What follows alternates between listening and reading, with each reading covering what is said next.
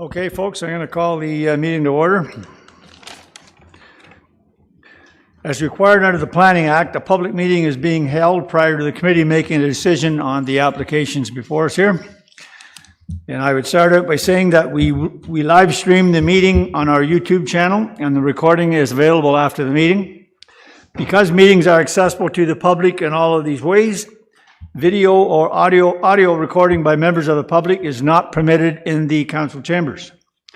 This is to ensure that all attendees and those who come to make a deputation feel at ease, and we thank you for your cooperation. Have we got a sign-in sheet at the back? There is a sign-in sheet at the back, and we would ask that if you haven't already, or at least before you leave, if you would sign that for us to kind of keep you in the loop as to what goes on afterwards. Alrighty. Having said all that, first thing I'll do is introduce the Committee of Adjustment. And I'm Mr. Robertson. We've got Mr. Strangway. We've got Mr. Finn, Mr. Erickson, Ms. Archer, and Councillor Yo online. Welcome, Councillor Yo. Alrighty. And staff in person, we have the Director of Development Services, Ms. Berry. We've got the Development Supervisor, Ms. Evans. We got a couple of Planner 2s, Mr. Shahid and Mr. Ghaffari. And we've got the Supervisor, Plans, Review, and Inspections, Mr. McKinnon. Welcome, Mr. McKinnon. And our Secretary Treasurer, Mr. Lahaye. And our Recording Secretary, Ms. Crockford. Alrighty.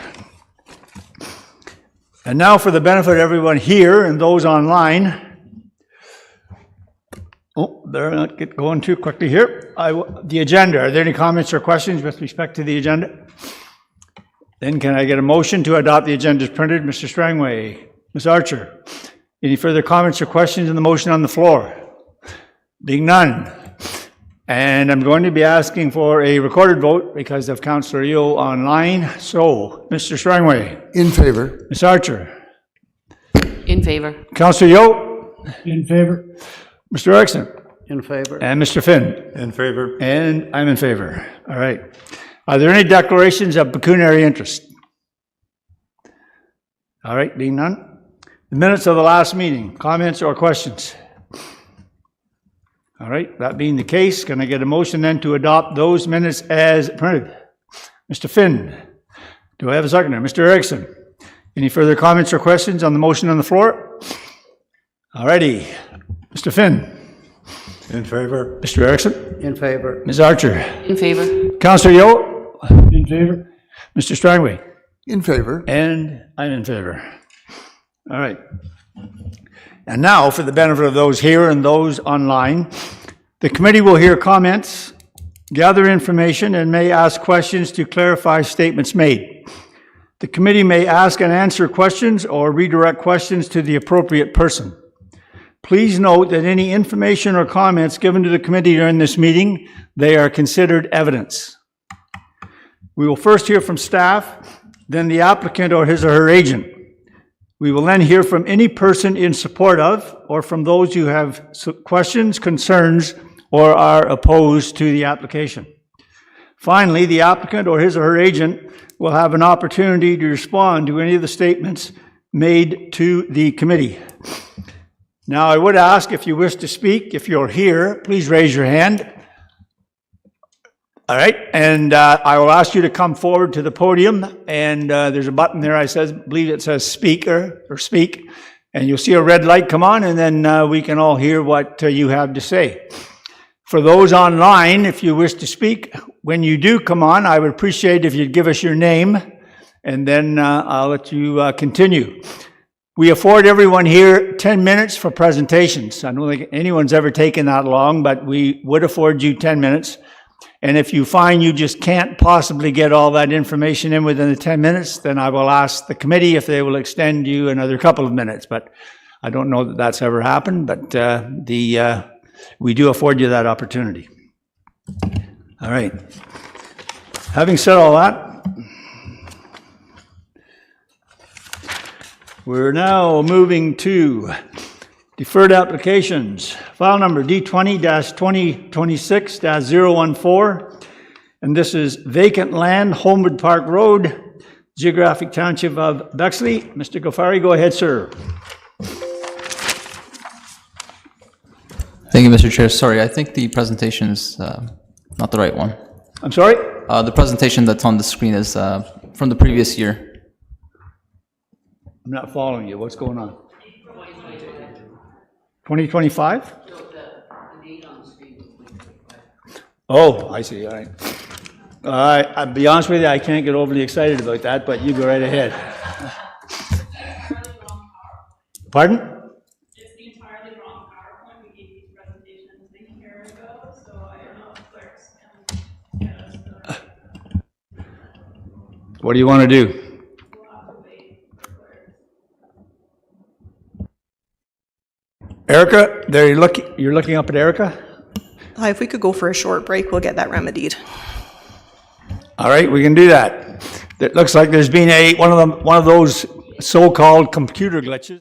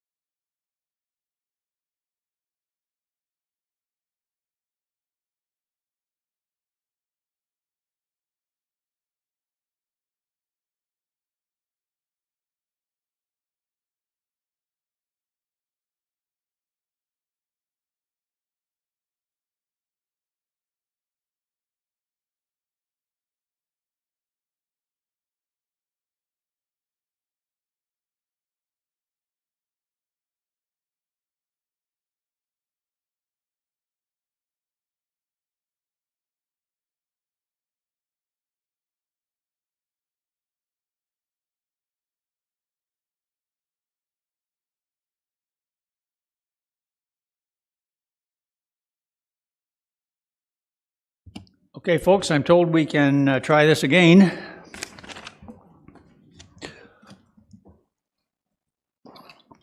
Oh, interesting enough, the date in April was the same. That's interesting. All right. So I'll go back again. We're now dealing with file number D20-2026-014, and this is vacant land, Homewood Park Road, Geographic Township of Bexley. Go ahead, Mr. Kahari. Thank you, Mr. Chair. Okay, so here we have the vacant land on Homewood Park Road, Bexley. So before going through this application, I just want to note that this application was originally scheduled for the February 26, 2026 Committee of Adjustment meeting. The application was then deferred for 1 month to provide staff with time to work through comments received. The application returned to the March 26, 2026 Committee of Adjustment meeting, where it was deferred again to provide time for staff and the applicant to address concerns of the committee regarding the road. Staff have been corresponding with the manager of Realty Services regarding the matter of the road, and the manager has confirmed that the current location of the traveled portion of the road is not intended to change. Additional comments from the manager of Realty Services has been provided to the members of committee during this meeting. Based on our correspondence with Realty Services, planning feels that the application can proceed as it was originally proposed. So I'll just go through that presentation. So the subject property, which is currently vacant land on Homewood Park Road, is situated in the geographic township of Bexley and is accessed from Homewood Park Road through a road allowance. The proposal is to construct a new single detached dwelling on the property. Relief is required from the exterior side yard setback provision to locate the dwelling in its proposed location, which is being addressed through the minor variance. So the subject property is zoned rural residential type 3 RR3 zone under the Township of Bexley zoning bylaw 93-09. Section 12.2.1.3.c of the zoning bylaw requires a minimum exterior side yard setback of 7.5 meters. The proposed setback is 1.5 meters. The purpose of an exterior side yard is to manage spacing and privacy issues in relation to the adjacency of the lot and the street. In this case, the property is bordered by an unopened road allowance that is not traveled and has been left in its natural state, which consists of mature trees and undergrowth that have existed for around 60 years. As a result, the existing unopened road allowance functions as a buffer to provide the necessary spacing and privacy needs between the lot and the traveled portion of the street. As a result, the variance is considered to maintain the general intent and purpose of the zoning bylaw. Comments were received after the writing of the report from the engineering department and the building and septic division indicating that they have no concerns. Comments were also received from the Part 8 sewage system supervisor indicating that an evaluation to determine the site's ability to be serviced with a Class 4 septic tank and leaching bed to be conducted to ensure the development can be supported with a private on-site sewage disposal system. Furthermore, Kawartha Conservation also indicated that they are in support of the variance and that they would require a permit. Planning staff have been corresponding with the applicant and the Realty Services Division on this matter. The manager of Realty Services has confirmed that Homewood Park Road will not be relocated. New information was received since the last meeting from Realty Services, identifying that because of the existing registered easements on this road, which allow property owners to access their properties to the north, relocating the road is not a viable option and is not being pursued. As a result, since we know that the road is not going to be relocated, that southern lot line will continue to function as an interior side yard lot line, and the proposed setback would be an appropriate interior side yard setback. Therefore, planning staff feel that the proposed setback from the southern lot line is appropriate and supportable. The manager of Realty Services is in support of this approach. And in case there are any questions, I believe the manager of Realty Services is in attendance. I also want to note that I've spoken with the neighboring property owner as well, who was present and provided comments during the previous meeting. So as a result of all of this, staff acknowledges that the application meets all 4 tests of a minor variance and recommends approval of the application subject to the conditions identified. Thank you, sir. Questions of the planner? All right, being none. Mr. Bonner, do you wish to speak? Do you want to state the name just for the record, if you would? All right, go ahead. Oh, have you got, is the mic on there? I can't see a light. There you go. Thank you. Okay, sorry. Alan James Bonner. I'm the applicant. I just want to clarify a couple of things. Regards to the entrance, the driveway where it sits currently. In August 2023, I applied and I received an entrance permit from the Public Works Department for the driveway. I've also got a survey from Co. Fisher Cameron, land surveyors, regards to the property, and I know exactly where the property lines are. And the driveway does not cross across anybody's private property at all. So I just want to make that clear to everybody. And that's all I'd like to say at the moment. Don't go away, there may be a question. Are there any questions of Mr. Bonner? Mr. Schreiner? First of all, thanks for coming today, Mr. Bonner. Greatly appreciated. As far as the placement of the house, I understand there's some reasons you don't want to move it farther to the north, away from the property line. Could you just let us know what those reasons were, why you feel you'd like to keep it that close to the property line? For a couple of reasons. Number one, for privacy reasons. If I was to build it, and I don't think I could, I'd probably have to apply for another variance. But if I was to build it close to the north property line where my neighbor's house is, it would be approximately 12 feet away, probably about 15 feet between the houses. I feel that it's not enough room for privacy, as well as to properly maintain my property. I would like it farther south towards the road allowance. Thank you, I appreciate that. Okay, thank you. Anything further of the applicant? All right, thank you, sir. We appreciate you taking the time and your patience. Thank you for coming back. Thank you. All right. Is there anyone here online wishing to speak in support of this application, in support of the application? Anyone here online wishing to speak in opposition to this application, opposition to the application? Oh, I see faces there. Who wishes to speak? Good afternoon. It's Lynn Anderson and my husband, Scott Anderson. Hello. We were on the meeting last month also. After discussing, we went back to the real estate department as suggested. The following morning we reached out, and there has been, although again we're still under a confidential discussion, there is a possibility of a resolution that will be coming to their meeting May 11th, and then within 2 weeks that will be able to be responded back to us. So I had asked at that point, because you had asked for us to be in contact with planning. Real estate said that they were going to be in contact with planning, so I had understood that this would be put off until this real estate, the City of Kawartha Lakes, has come to a resolution. So I apologize, Councillor Yao, you weren't here at the previous meeting. I don't know if you want me to go through the presentation from the previous one. The other committee members heard what we were discussing. We own 28 acres of land. The road allowance is, the road comes across our property currently. It does not come onto the road allowance. As we know, in years past, roads became an S instead of correct square angles.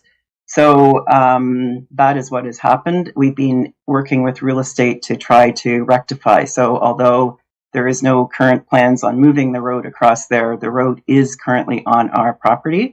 When the vacant land was purchased, they did purchase it beside road allowance, and so they knew what the setback would be. So I don't feel it's fair that a minor variance is offered that they can build a property 4 feet off of a road allowance, when I have been in works with real estate to find, when we have been, to find a resolution. So we are opposed to the minor variance. I know the meters is confusing, but it's a 60-foot wide lot. The vacant land, the proposed building looks like it's 32 feet, which leaves 28 feet. So they're planning on, the offer is, the suggestion is to build 24 feet from the north lot line and 4 feet from the road allowance, which has not been resolved with us yet through real estate. And because it's confidential, we can't talk about what those discussions are. So we are continuing to be in opposition to providing the minor variance to have them building 4 feet away from a lot line that is a road allowance. There is also a road allowance at the back of the property, and then obviously the road comes across the front of the property. So there's access around, and I know privacy is important. We have left our 28 acres untouched, and that's what we're committed to, City of Kawartha Lakes, to. That's what we've chosen to leave our land. So we own a cottage on Balsam Lake. That's why we bought the property. So we have water access. So we park our cars and get onto our boat to go across the island. That's why we bought this land. We go between the Balsam Lake Trailer Park to this vacant land and then down to the water. All right, thank you for that. And again, we appreciate your patience as well. I know you were here at the last meeting, so thank you for that. I guess I would ask Mr. Ghaffari, do you have any comments? Oh, Ms. Evans, go ahead. Thank you, through the chair.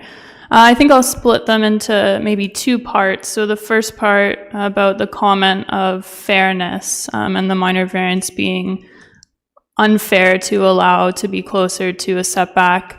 That's the role of the minor variance. I mean, that's why we're all here in one capacity or the other, is because some component of all of the proposals here today don't comply with the zoning bylaw, and there's a process in place where there's 4 tests of a minor variance that get evaluated, and that's how minor alterations to the zoning bylaw come about.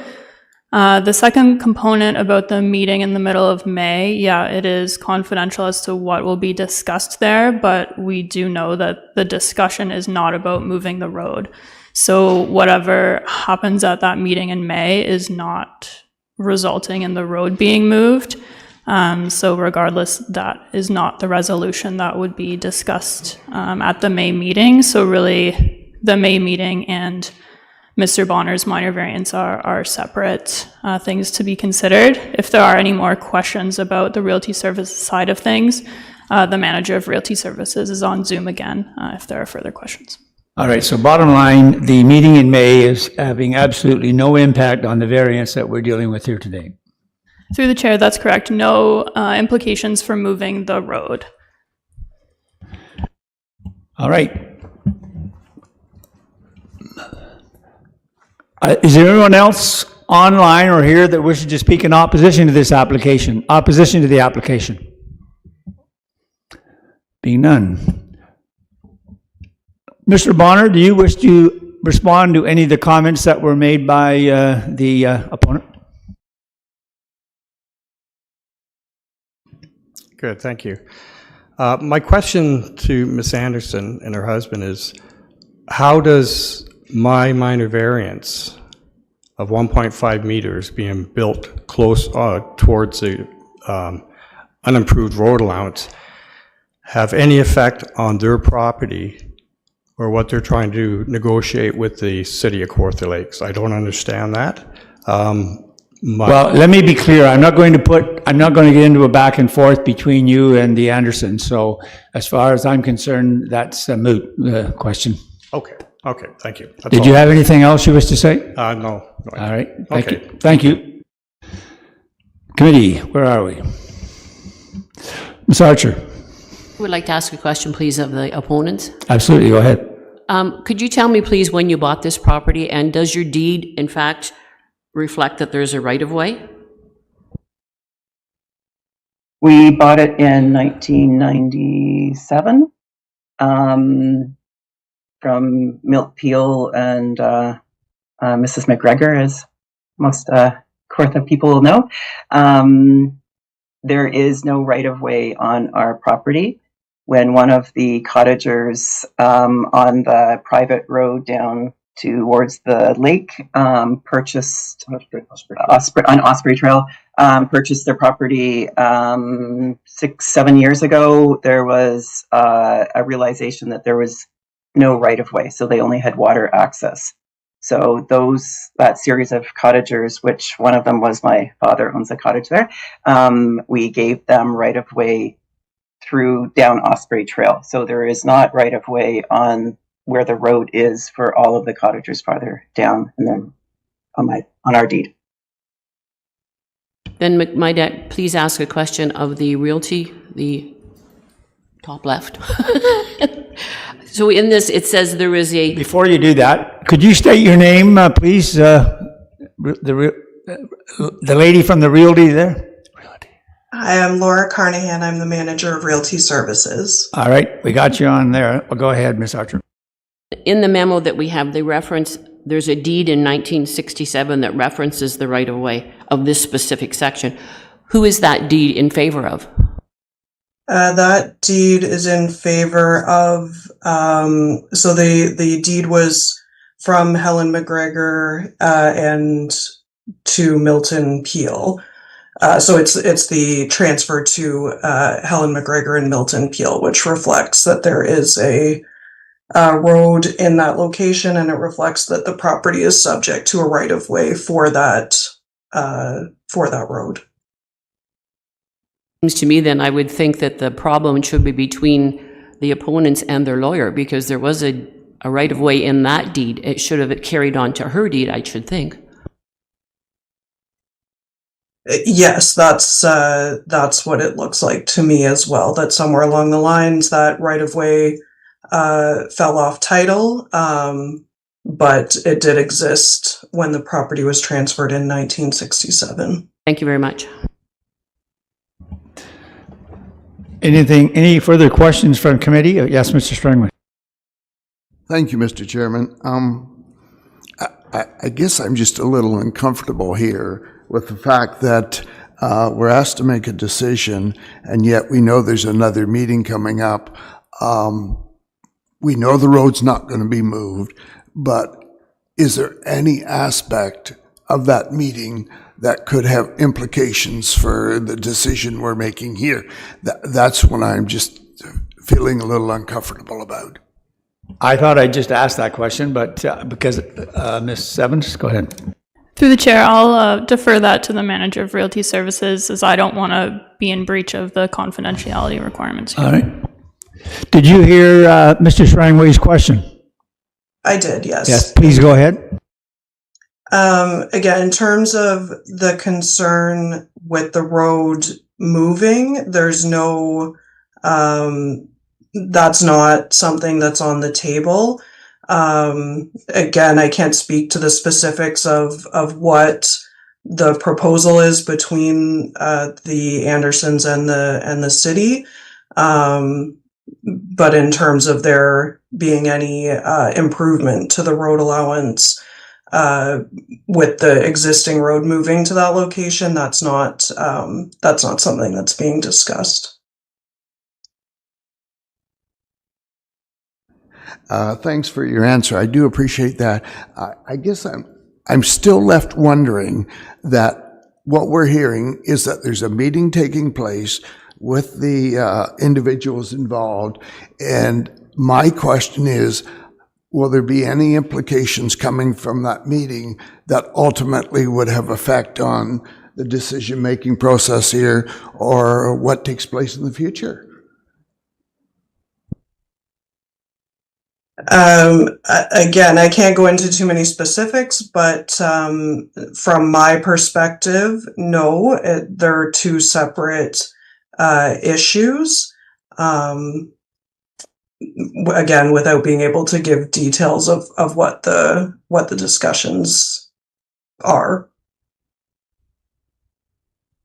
Mr. Chairman, I'll just say that I'm a little uncomfortable with what I'm hearing, and maybe it's not justified, but it seems that further discussion is taking place, and we don't have the information yet. We're asked to make a decision here. Yeah, and I'm not disagreeing with you, but I think we've heard that and we've been told now at least two meetings that the discussions that are going on with the realty company and the city and whomever is closed shop. We can't talk about that at all. And I think the committee has to, considering that, I think the committee also has to, Ms. Evans, I think made it quite clear that whatever discussions are going on in May with others has absolutely no impact on the variance that we're looking at here today. So I don't know what else we can say, but that's kind of where we're at. Mr. Erickson. I was one of the ones that was questioning this as well, looking at it in a comprehensive manner. But seeing there are, with the deed and the easements in place, I think it's okay to just deal with this variance. Well, and that's where I'm at, I think. Excuse me. Excuse me. We've discussed it to no end, so I'm looking for a motion.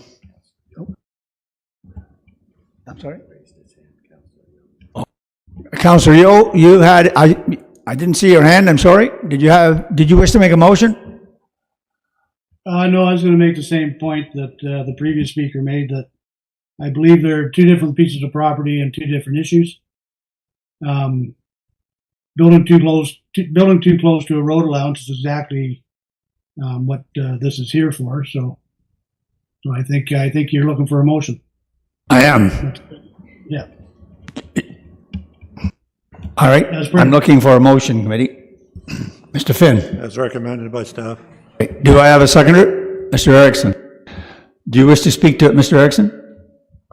Or Mr. Finn? Nope. Nope. Councillor Yo, do you wish to speak to it? No, I don't think so. Any further comments or questions? Ms. Archer? I have a question, please.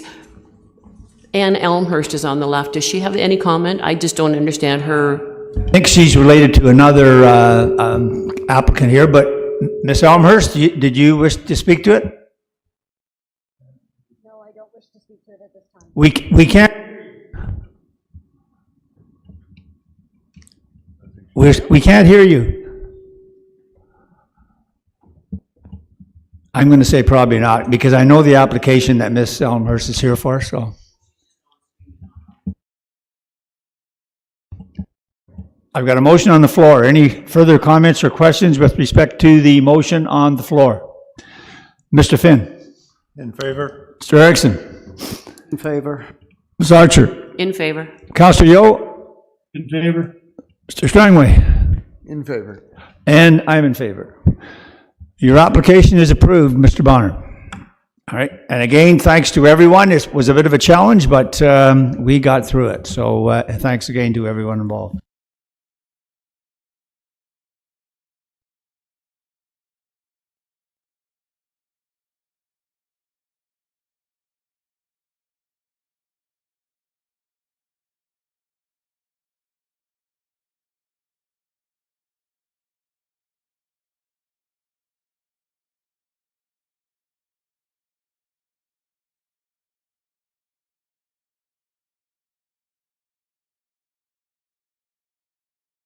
All right, we're dealing with file number D20-2026-032. This is 8 Oriole Road, Geographic Township of Fenelon. Mr. Shahid, go ahead, sir. Thank you, Mr. Chair. The subject property is situated on the shoreline of Cameron Lake with access from Oriole Road. The subject property currently contains a 2-story single detached dwelling with lakeside deck and a detached garage. The proposal seeks to facilitate the construction of a front covered porch, lakeside sunroom, and second level deck above the proposed sunroom. There's an existing deck and second level balcony which will be replaced by the proposed development. So just before I proceed with my presentation, I want to go over my revised recommendation, which has been provided to all the committee members by paper today. So the supervisor of Part 8 Sewage Systems, who is here with us today virtually, stated that they had conducted a site visit inspection. They found that the lakeside proposed sunroom and second level deck are fine, but that the proposed front covered porch will encroach into the minimum required clearing distance to the existing holding tank as it is located in the front yard. So the septic division concluded that they cannot support the minor variance in relation to the proposed front covered porch. As such, staff does not recommend approval specifically for the proposed front covered porch, as it is not minor in nature due to its failure to meet septic distancing requirements, and I have relayed this information to the applicants. So the proposed lakeside development does not further encroach into any of the existing deficient side yards. they are being maintained, nor does the proposed lakeside development bring build form closer to the shoreline.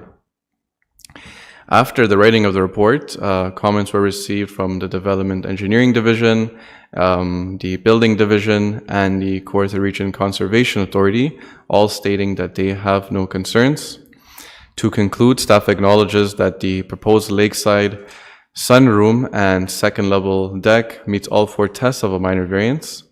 We do not include the proposed front covered porch as part of a recommendation for approval. Therefore, we respectfully recommend approval of the application for the proposed sunroom and second level deck, subject to the revised conditions identified. Thank you. All right, thank you. And Ms. Elmhurst, did you wish to speak to the application? I do not wish to speak further on it. Thank you.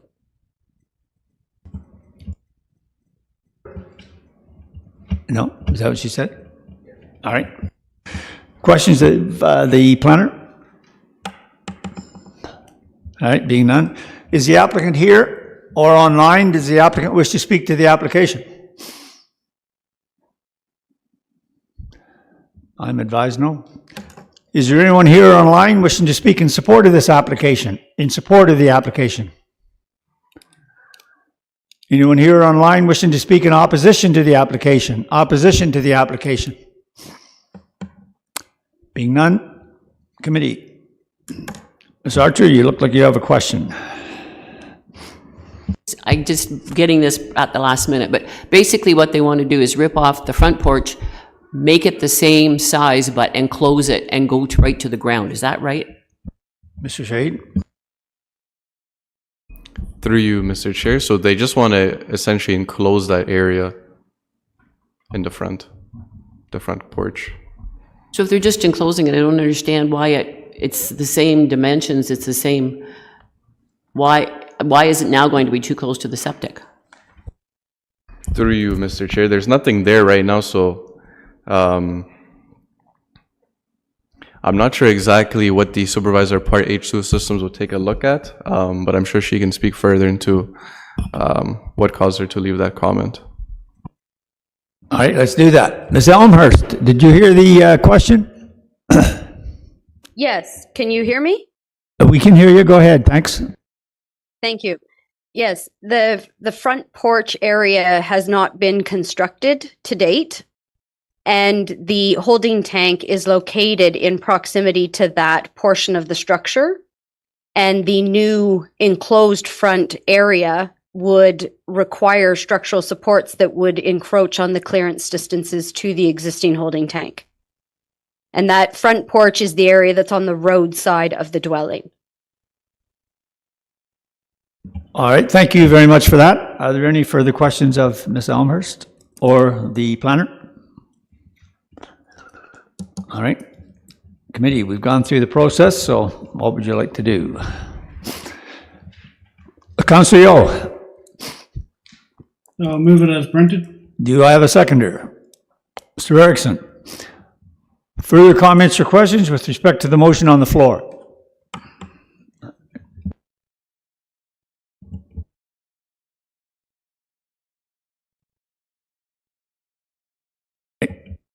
Should stick that in. All right, Councillor Yeo, in favor or no? In favor. Mr. Erickson. In favor.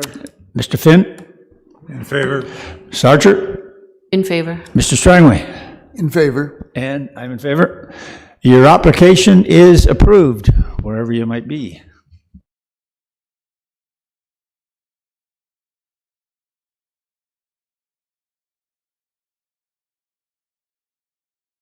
All right. We're now dealing with file number D20-2026-033, and this is 200 Lifford Road. Geographic Township of members. Mr. Shahid, go ahead, sir. Thank you, Mr. Chair. The property is accessed by a driveway extending from Lifford Road with trees running along the front lot line, leading to the existing single detached dwelling, detached garage, and shed on the property. The property also partially contains a pond.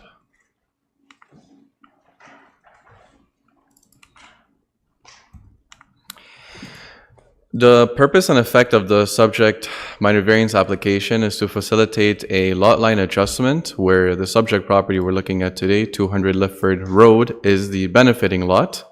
The next item on the agenda that we're going to be looking at afterwards is 176 Lifford Road, which is the retained lot. This minor variance is required as a condition of provisional consent for a 2025 approved consent. So the applicant has indicated that the purpose of the lot line adjustment is to increase the subject property's area and frontage and protect and preserve the natural sensitive features on the property. There are no new buildings, structures, or site alteration that is proposed nor required as part of the application. So if you take a look at the left graphic on the slide, the portion highlighted in yellow is the lot as it is existing today. The red outline portion is what is being added to the subject property. Relief is sought from the minimum lot area and frontage, which is already deficient. The proposal is an increase in both the size and frontage of the subject property, bringing the property closer into conformity with the zoning bylaw. Even though the lot size is increasing, as a change in the lot configuration is occurring, that change must be addressed. That's why we're here today, to address the minor variance. The lot line adjustment will also ensure the portions within the O1 zone, let me go one slide back. The portions within the O1 zone, which is the open space zone, are contained within a single lot, and no deficiencies will be created with any setbacks or lot coverage. After the writing of the report, comments were received from the Development Engineering Division, the Septic Division, and the Building Division stating they have no concerns. The Kawartha Region Conservation Authority stated that a permit may be required and that they are in support of the application. To conclude, we acknowledge the application meets all 4 tests of a minor variance, and we respectfully recommend approval of the application, subject to the revised conditions identified. Thank you. Questions of the planner? I have a question. I haven't, this number 2, I think it's a first for that. Can you maybe give us a little bit of an explanation with respect to the fee for the Conservation Authority? How did that come about? To you, Mr. Chair, for sure. Let me just take a look at it myself. I ask because I don't recall. It's not something that we come and see here.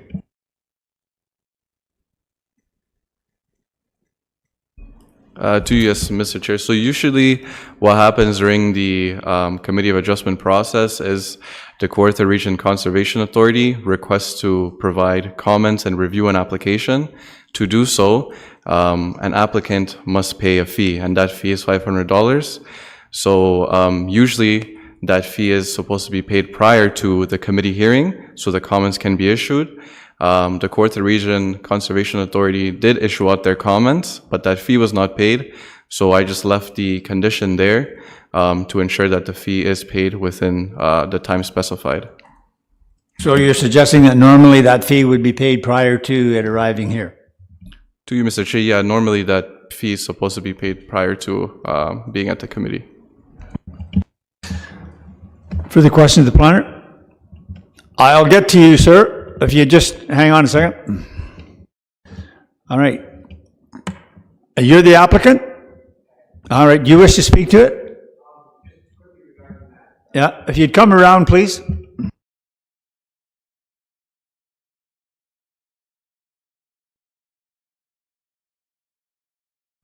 If you could turn the mic on there, we appreciate that. Good stuff. And your name, sir? Sean Cameron. All right, go ahead. And I'm happy to pay the fee. I just got word that I had to pay it last night, so I haven't got to it. According to my knowledge, they had already cleared it in 2 previous reviews of it, so I wasn't aware of it, but happy to pay it right now if I have to. All right, so you're clear that the condition that's part of the application here must be paid within a certain time period, or the decision here is rendered null and void. You're clear with that? Yeah. All right. Any questions of the applicant? All right, thank you, sir. We appreciate you taking the time. Could you turn that mic off for me before you go, please? All right. Is there anyone here online wishing to speak in support of this application? In support of the application? You're in support? Yes. And your name? My name is Amanda Timmermans. All right, from go ahead. Jim Wills. We're representing the applicant who's attending there in person today. I'm one of the planners on the file, so I just wanted to say I'm available for any questions, and that we have been in touch with KRCA this morning even to discuss the fee. So. Oh, you're Miss Saunders then? I'm not. I'm Amanda Timmermans. Ms. Saunders no longer with DM Wills, so I've taken over the file. I don't do very well with curveballs, but all right. Thank you for that. Me neither. Yeah. Are there any? Deputy? All right. Thank you very much for taking the time. Is there anyone else here online wishing to speak in support of this application? In support of the application? Anyone here online wishing to speak in opposition to the application? Opposition to the application? Being none, committee. Mr. Strangway. As recommended by staff. As amended? As amended. All right. Do I have a seconder? Ms. Archer. Any further comments or questions with respect to the amended motion on the floor? All right. Being none. Mr. Strangway. In favor. Ms. Archer. In favor. Councillor Yeo. In favor? Mr. Erickson. In favor. Mr. Finn. And I'm in favor. Your application is approved, sir. And thank you for taking the time.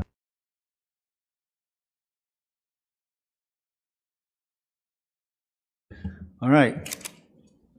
We're now dealing with file number D20-2026-034. And this is 176 Lifford Road, Geographic Township of Manners. And again, Mr. Shahid. Go ahead, sir. Thank you, Mr. Chair. The property is accessed by a driveway extending from Lifford Road with trees running along the front lot line, leading to the existing single detached dwelling with an attached garage, workshop, and a barn. The property also partially contains a pond.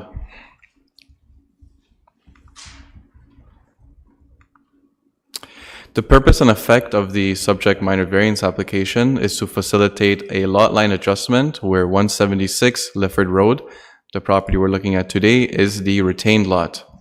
The minor variance is required as a condition of a provisional consent that was approved in 2025. The previous item was the benefiting lot. The applicant has indicated that the purpose of the lot line adjustment is to increase the area and frontage of 200 Lifford Road and protect and preserve the natural sensitive features on the property through consolidation. Sorry, I know this is a lot of this is a repeat from the previous item, but just saying it out of formality. No new buildings, structures, or site alteration is proposed, nor required as part of the application. The residential and agricultural uses and current dwellings, driveways, and servicing are to remain and function as existing. Relief is sought from the minimum lot area, and although land is being removed from the subject property, these are lands that are primarily within the O1 zone. As such, the majority of the lands being conveyed are not developable, and the lands used for the existing agricultural operation on the subject property are to remain fully contained within the subject property. The change in lot size and frontage will not result in any deficiencies with existing building setbacks and/or lot coverage. After the writing of the report, comments were received from the Development Engineering Division, the Septic Division, and the Building Division stating they have no concerns. The Kawartha Region Conservation Authority stated that a permit may be required and that they are in support of the application. To conclude, staff acknowledges application meets all 4 tests of a minor variance, and we respectfully recommend approval of the application subject to the revised conditions identified. Thank you. Thank you, sir. Questions of the planner? All right. Is the applicant here? Does the applicant wish to speak to the application or online?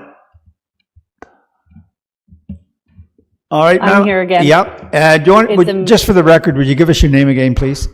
Yes, it's Amanda Timmermans. All right, from go ahead. DM Wills, and we're here representing the applicant as well. again, this one is just further to the provisional consent that was granted in December last year. So the minor variance just facilitates that transfer of land.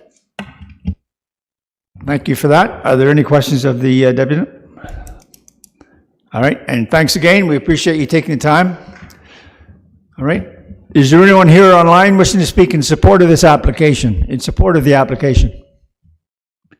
Anyone here online wishing to speak in opposition to the application? Opposition to the application?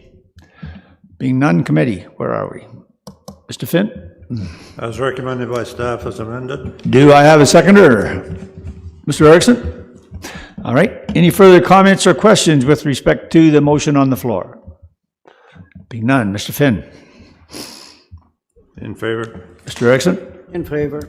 Ms. Archer? In favor. Councillor Yeo? Favor? Mr. Strangway? In favor. And I'm in favor. The application is approved.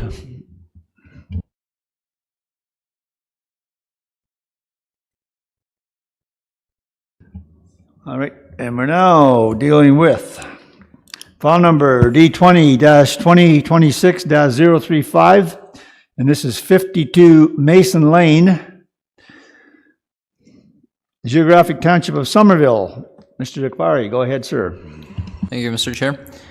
So 52 Mason Lane, Somerville. The subject property municipally addressed as 52 Mason Lane is situated in the geographic township of Somerville and is accessed from Mason Lane.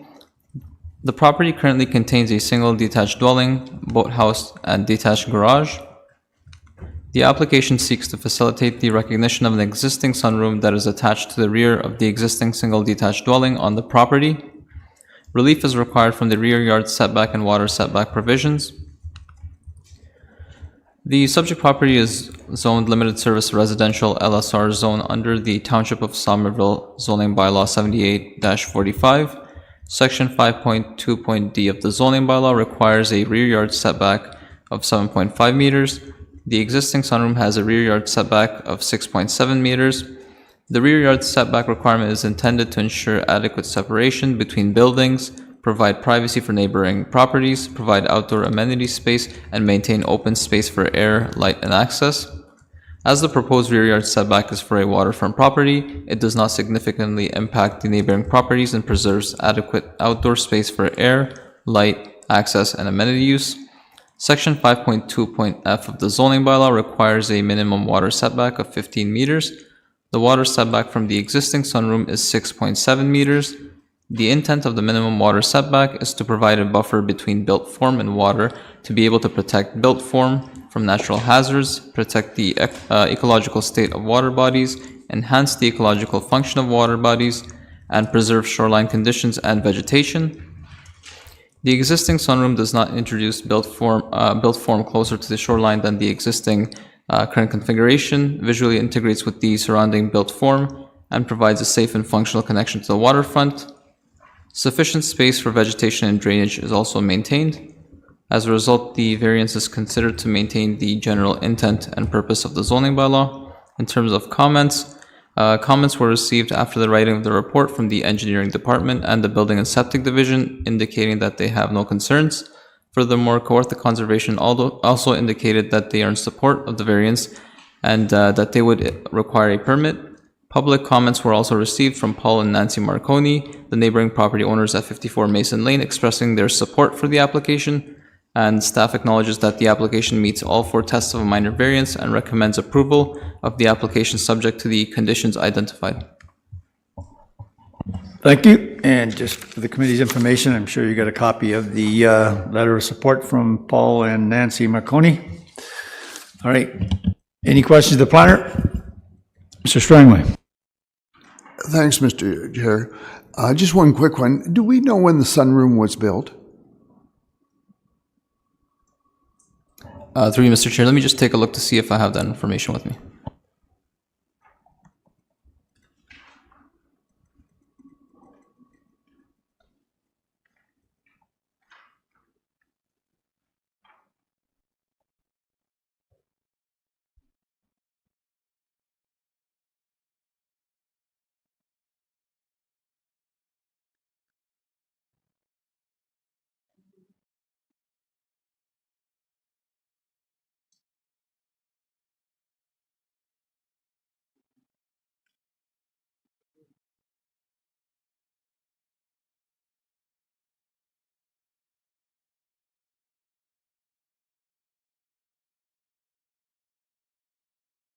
Through you, Mr. Chair, to the committee member. So I believe, based on aerial photos, it would be post 2023, and the application itself does not make a mention to a specific date that I can see here, but based on aerial imagery, it would be post 2023. Okay, thank you. Anything further from committee? All right, being none. Is the applicant here or online? Does the applicant wish to speak to the application? I guess not. All right. Is there anyone here or online wishing to speak in support of this application, in support of the application? Anyone here or online wishing to speak in opposition to the application, opposition to the application? Being none. Committee. Ms. Archer. Recommended? All right. Did I see your hand there for a second, Mr. Councilor Yo? All right. Seconded by Councilor Yo. Further comments or questions with respect to the motion on the floor? All right. Being none, Ms. Archer. Favor? Councilor Yo? In favor. Mr. Strangway? In favor. Mr. Erickson? In favor. And Mr. Finn? In favor. And I'm in favor. The application is approved. All right.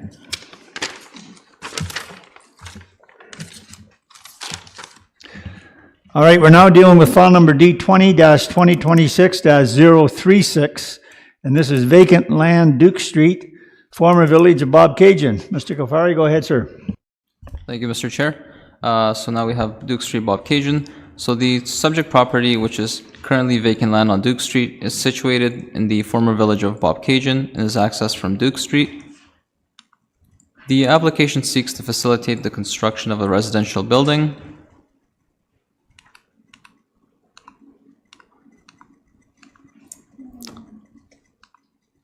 Relief is required from the minimum front yard setback, minimum rear yard setback, minimum side yard east setback, and density provisions.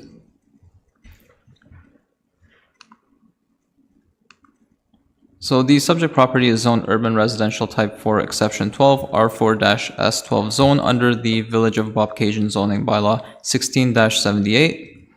Section 7A.3.L.II of the zoning bylaw requires a minimum front yard setback of 4 meters.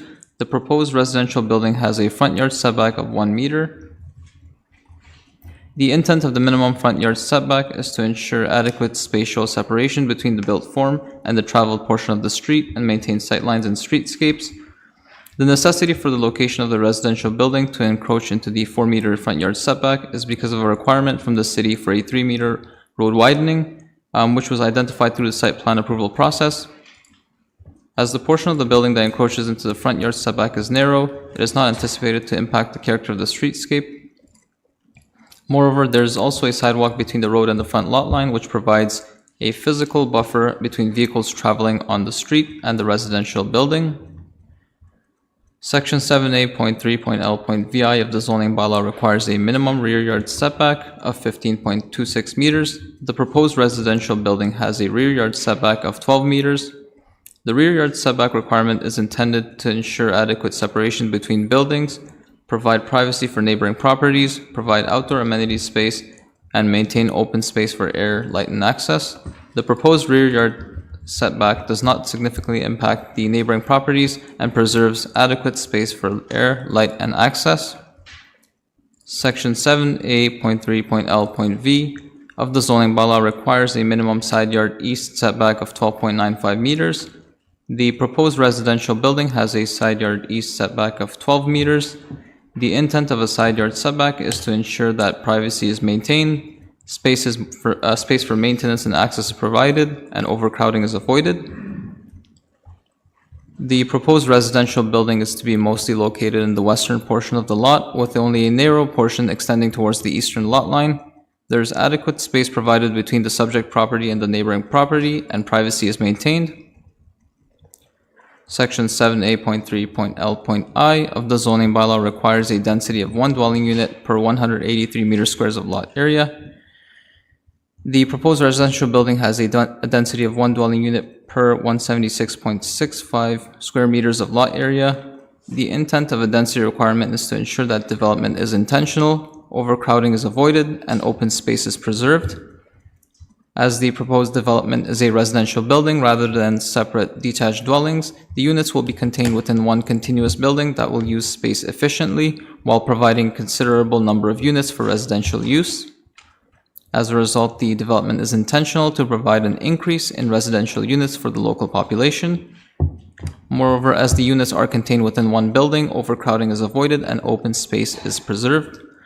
As a result, the variance is considered to maintain the general intent and purpose of the zoning bylaw.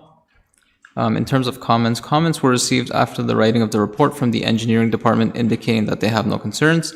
Comments were also received after the writing of the report by the building and septic division stating the following: spatial separation could be a potential issue, but it can be dealt with at the building permit stage, and no other comments. Furthermore, Kawartha Conservation also indicated that they are in support of the variance and that they would require a permit. Public comments were also received from a member of the public regarding the proposal. The proposal and release were discussed with the member, and at that time there was no further comments or correspondence received by the member. Comments were also received from Councillor Warren expressing support for the minor variance and stating that there is a need for affordable housing in Bob Cajun. Staff acknowledges that the application meets all 4 tests of a minor variance and recommends approval of the application subject to the conditions identified. Thank you, Mr. Cafari. Questions of the planner? Mr. Finn? I'm looking at Appendix C to your report, and if we were to remove from the plan the unit which is closest to Duke Street, that would increase the frontage and would affect the density. Can you tell me whether that would make the frontage and the density acceptable? Through you, Mr. Chair, just give me a moment while I pull the appendix up here.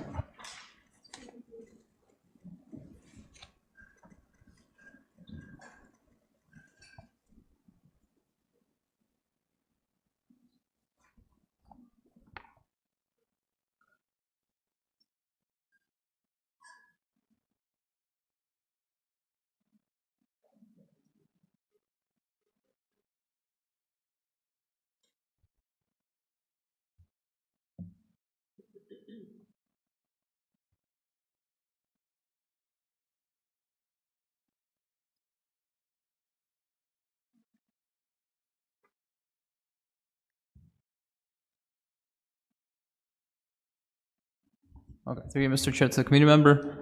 So in terms of the residential building as proposed, so the reason why we brought it forward for minor variance for that front yard setback is to preserve the units as they are. We see them as valuable as they are in and of themselves. So the minor variance itself is seen as a better option for that. And also to add to that, the setback being sought is actually, the main reason for it is because the city requested a road widening at the site plan approval process. So during that time, the applicant was told that there would be a decreased setback. So that's why we're here for seeking relief through the minor variance for that. Mr. Finn? But frankly, you haven't answered my question, though. Because it seems to me, based on the number of units, this would based on the number of units, there would appear to be a two-story building here. And what I'm suggesting is a removal of the 2 units, I guess, which would still leave a building that creates a substantial amount of accommodation. Through the chair, I do understand the committee member's comment, and while I think Mobeen did bring this up, that, you know, a dwelling unit is really valuable, and if we were to take a dwelling unit away for the purpose of not doing a minor variance, we're losing a place for someone to live. And if we can, you know, increase the density, have that extra dwelling unit, and still have a minor variance that meets the 4 tests and we feel is supportable, we would rather go that route instead of recommending the removal of a dwelling unit, decreasing the density. Ultimately, this does also help us, you know, contribute to our housing pledge of providing dwelling units in the city of Kawartha Lakes. So I think In this case, we feel the minor variance is the best route as opposed to removing a dwelling unit. Even if it could, remove a relief, we would still be here for the side yard setback. So I don't think a minor variance would have been avoided completely, and then we would also be losing a dwelling unit, which would be unfortunate. Pretty hard to argue that one, Mr. Finn. Thank you. Any further? Yes, Mr. Ed. I'm okay with the plan. I just would like to ask, along Duke Street, 7.5 meter front yard setback, does that say dry pond underneath there? Mr. Gouhari? Through you, Mr. Chair, that is what it seems like, yes. Okay. Also, there's a lower level and upper level parking. Are they going underground, or is there a parking structure? I couldn't see either, really. And I'm not sure that relates to the variance, but... I could speak to that. I'm here, Steve Curtis from Wilson Engineering. Hold on, sir. I appreciate you coming forward, but I'll get to you, okay? Sounds good. Yeah. All right. Yes, go ahead. When it comes to the person on the screen, let them talk. All right. Anything further from the committee? We have a process that we follow here, and we'll get to him. Anything further from committee? All right. Is the applicant here? Does the applicant wish to speak to the application? Steve Curtis, on behalf all right. of Wilson Engineering. Well, we got you a little sooner than I thought, but what is your name, sir? Stephen Curtis from all right, go ahead. Wilson Engineering. Yeah. Just in response to the question about the upper and lower level, there's a significant grade change on this property. So those rear units are kind of built into the hill, somewhat like a walkout. The upper level parking, you can see on the right-hand side of the plan there, that driveway climbs up the grade and creates those rear units. Although they're a second story, they have ground level access because the grade is so much higher. That's the intent of the upper and lower level. There's no parking structure or underground. It's just elevation wise. Mr. Erickson, you good with that? All right. Any further? Yes, Ms. Archer, go ahead. I guess this is to the planner, that it looks like there's three, on what it says, the lower level parking, there's 3 handicap spaces. Is there room for 13 more cars to park in there?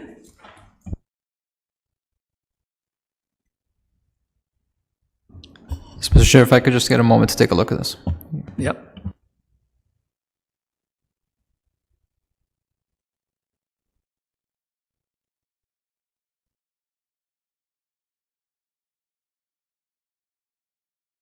I probably say this at every meeting to the folks that are sitting here and those online, but we get these stoppages every so often because we are here to make informed decisions, not just decisions. So if it means taking a little time to get all of the information and get the questions answered, that's what we do.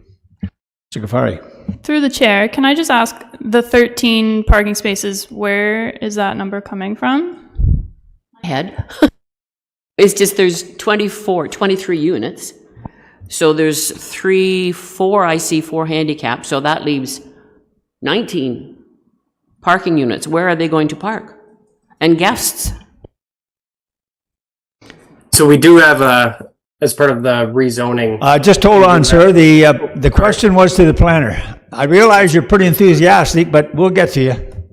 Okay. All right, go ahead, Ms. Evans. Through the chair, I think we were about to say the same thing. The site-specific zoning bylaw here requires 23 parking spaces, and they've provided that they have 23 parking spaces, so we're not looking at a parking relief for this. Okay, I just don't see them in our sketch, but they are there somewhere. Through the chair, I don't think they are, there's no lines on the sketch, but the applicant has provided that there's 23 spaces, and in order to be in compliance with the zoning bylaw, they will need to have 23 spaces.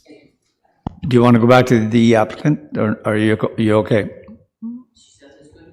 What's that? That's good? Yeah, it's fine. Any further questions of the planner? Do you wish to say anything further, sir? No, I'm just here to answer any additional questions. All right. Are there any further questions of the deputy? The applicant? Mr. Finn? The same question. I wonder if the applicant can assist us in what would happen if we were to remove the unit at the street entrance. Have you got the dimensions? Again, losing that, it is actually 2 units, which are very valuable for this development as a whole. And this is an affordable housing development as well. So they're something that's needed in Bobcaygeon. And we hadn't considered removing 2 units because we're trying to create as many of these units as possible. Mr. Finn, follow? Okay, no, we'll leave it there. Are there any further questions of the deputy? All right, thank you, sir. We appreciate you taking the time. Is there anyone here online wishing to speak in support of this application, in support of the application? Anyone here online wishing to speak in opposition to the application? Opposition? Yes, sir. Please come forward. And your name, sir? Good afternoon. My name is Doug Ford. All right, go ahead, sir. We're not responding to that, okay? So I am the neighbor to 2 sides of this proposed development at 66 Jane Street. There's a lot of things that have come up today that I can answer some of the committee's questions. Number one, I'm not opposed to development on this property. I was in favor of it from the moment it was proposed about 6 years ago by the original applicant, which was Marketplace Development, headed by the late Steve Oliver. That being said, when this proposed development first was conceived, it was a 15-unit townhouse development. It was very nice. It was going to blend in well with the community. However, since then, it's changed and it's become a 22-unit apartment building. My initial objections to this to council back in 2024, in the spring of 2024, were regarding parking. The applicant was seeking parking relief and a bylaw amendment from the original 2 parking spaces per unit to 1. To me, this was going to negatively affect my property because, as you can see in the photographs, I live at this address. A lot of my property is vacant as well. It's undeveloped. And due to the fact that now they want to put in an apartment building and they want less parking, I felt that I was going to have to deal with overflow parking where people would park on my flat, vacant land. Council agreed with my concerns and referred the matter back to the planning department in the spring of 2024. The planning department reviewed the plan and then sent it back to council. However, my wife and I were never notified. There was never a posting on this property that it was going back to council. So I missed that council meeting. Subsequently, there was nobody to oppose it. The parking relief to this 23 parking spots were granted. Last year, I approached my councillor Warren, and I asked her what was going on because it seemed like it had been a long time with no developments. At that time, Councillor Warren started an email stream between myself and Ms. Barry, of which basically I was out of luck. I'd missed my appeal process to the land tribunal, and the planning department's position was this was moving forward.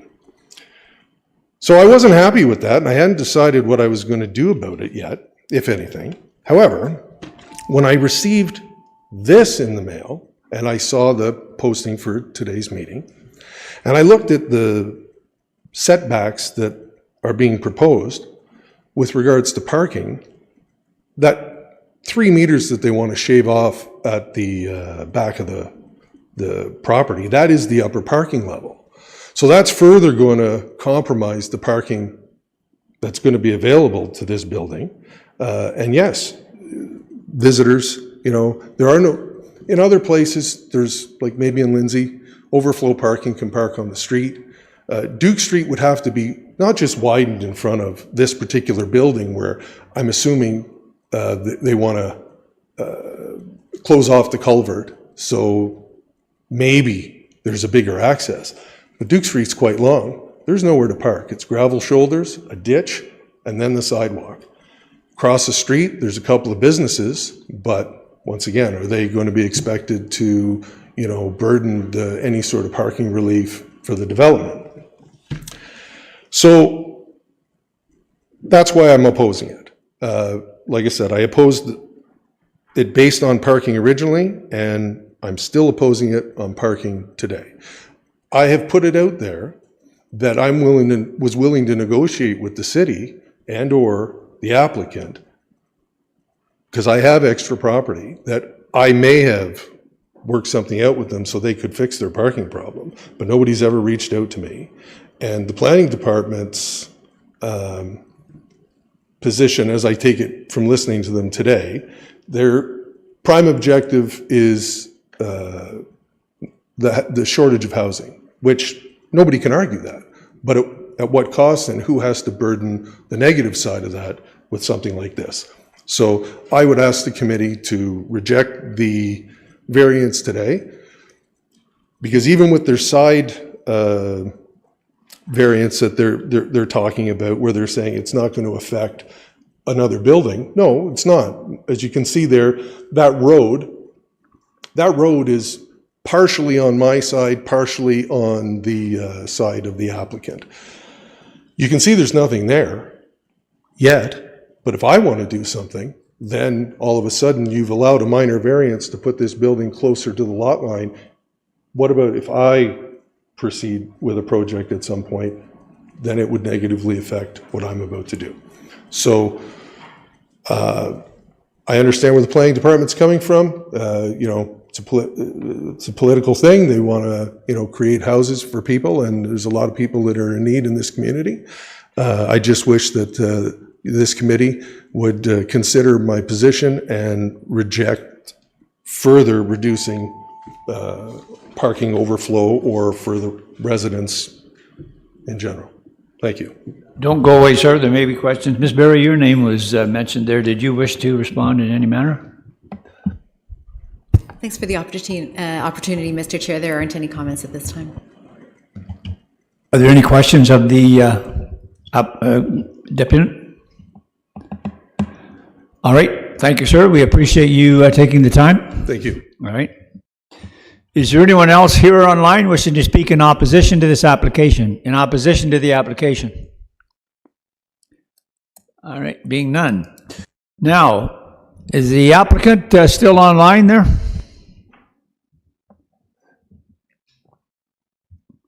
Yes. All right, sir. I'm assuming you heard the comments of the gentleman that was opposed to the application. Do you wish to respond to those? We're not proposing any additional relief on the parking requirements, which seems to be the main concern. So I don't think I have any additional comments. You're the only one that was here, spoke to it, so did you have a question? We'd like to ask I'll allow you that time. I'd like you to ask the deputy, how many parking spaces are there in this proposed application? 23. The zoning is for 1 per unit, which is what we've provided. Does the 23 include the 4 handicap?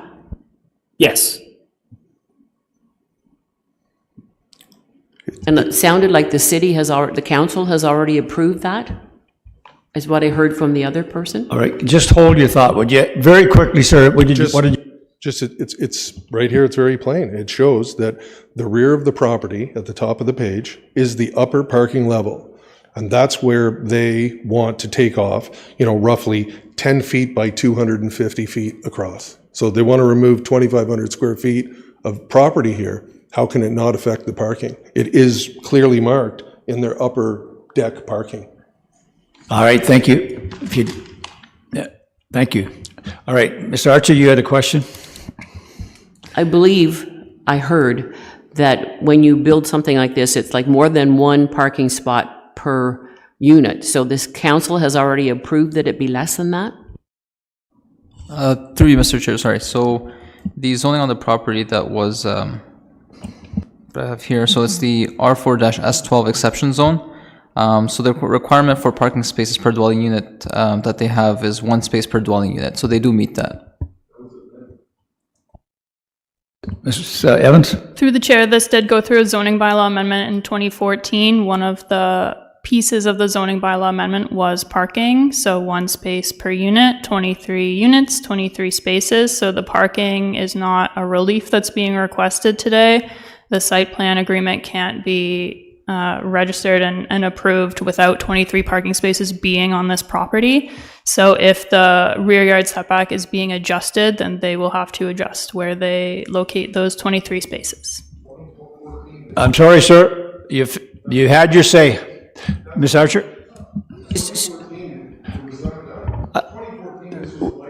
You're not, I just said to you, you had your say, that's it. So now we're with the committee. Yes, Ms. Evans. Sorry, my apologies. It was 2024, not 2014. I misspoke. So the 1 unit per, 1 parking space per unit was not just for this particular, it's for all units coming up forward. Through the chair, it's for this site-specific zoning bylaw amendment that was done for this property. So for this property, this was determined that the appropriate amount of parking was 1 space per dwelling unit. That was approved, and it's not something that we're voting on today is the amount of parking. That's part of the zoning bylaw amendment. We cannot make them give more parking than what was approved through the zoning bylaw amendment. So Sorry? visitors just are out of luck if it's everybody's home. Through the chair, I would say that when we're looking at affordable housing, sometimes not everybody is anticipated to own a car. So it's not necessarily that every person that lives here has a vehicle. But again, this was reviewed as part of the ZBA approved by council. Any further questions from the committee? Yes. Is there a site plan available that shows the parking layout? That's the simplest way to take. Well, before we get into that too deep, I think we heard Ms. Evans say that the parking doesn't really relate to the variances that we're looking at here, but Ms. Evans, go ahead. Through the chair, I would say the same thing. We're not evaluating the parking today. So it's not a relief. That's part of it. And in order for this to proceed, they will need to provide 23 parking spaces. Or we're coming back here for a parking variance, which we're not doing today. So they either do 23 or we'll see them again.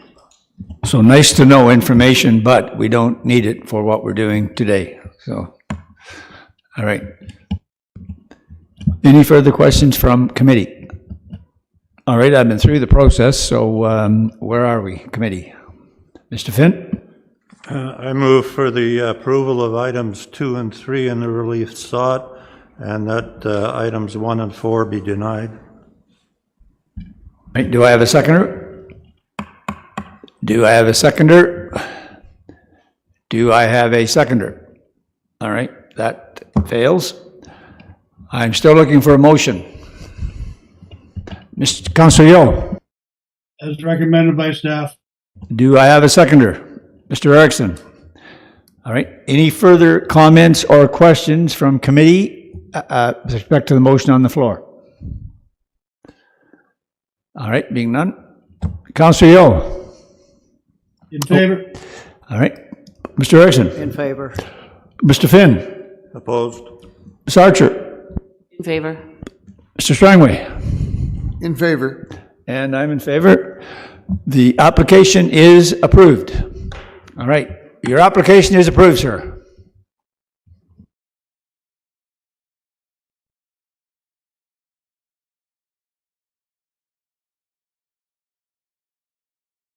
got a few to go yet. You want to take 5 or just keep moving on? It's up to you guys. What do you want to do? Let's take 5.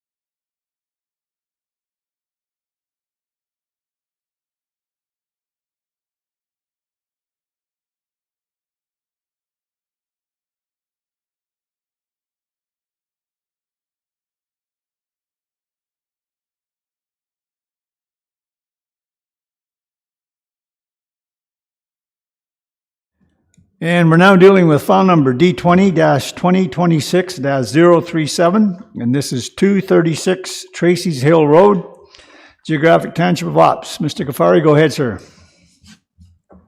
Thank you, Mr. Chair. So 236 Tracy's Hill Road, Ops. The subject property municipally addressed as 236 Tracy's Hill Road is situated in the geographic township of Ops and is accessed from Tracy's Hill Road. The property currently contains a single detached dwelling with an attached garage and 2 sheds. The application seeks to facilitate the construction of a detached garage. Relief is required from the maximum permitted accessory structure height provision. The subject property is zoned agricultural A zone under the Township of Ops zoning bylaw 93-30. Section 2.1 of the zoning bylaw permits a maximum height of 5 meters for an accessory structure in a residential zone or accessory structure to a residential use. The proposed height is 6.2 meters. The intent of this provision is to regulate the vertical massing and elevation of accessory structures, prevent structures from overshadowing neighboring properties, and preserve the visual character of an area. The proposed detached garage will be situated in the rear yard of the property, approximately 60.04 meters from the road, which is a more discrete location on the property.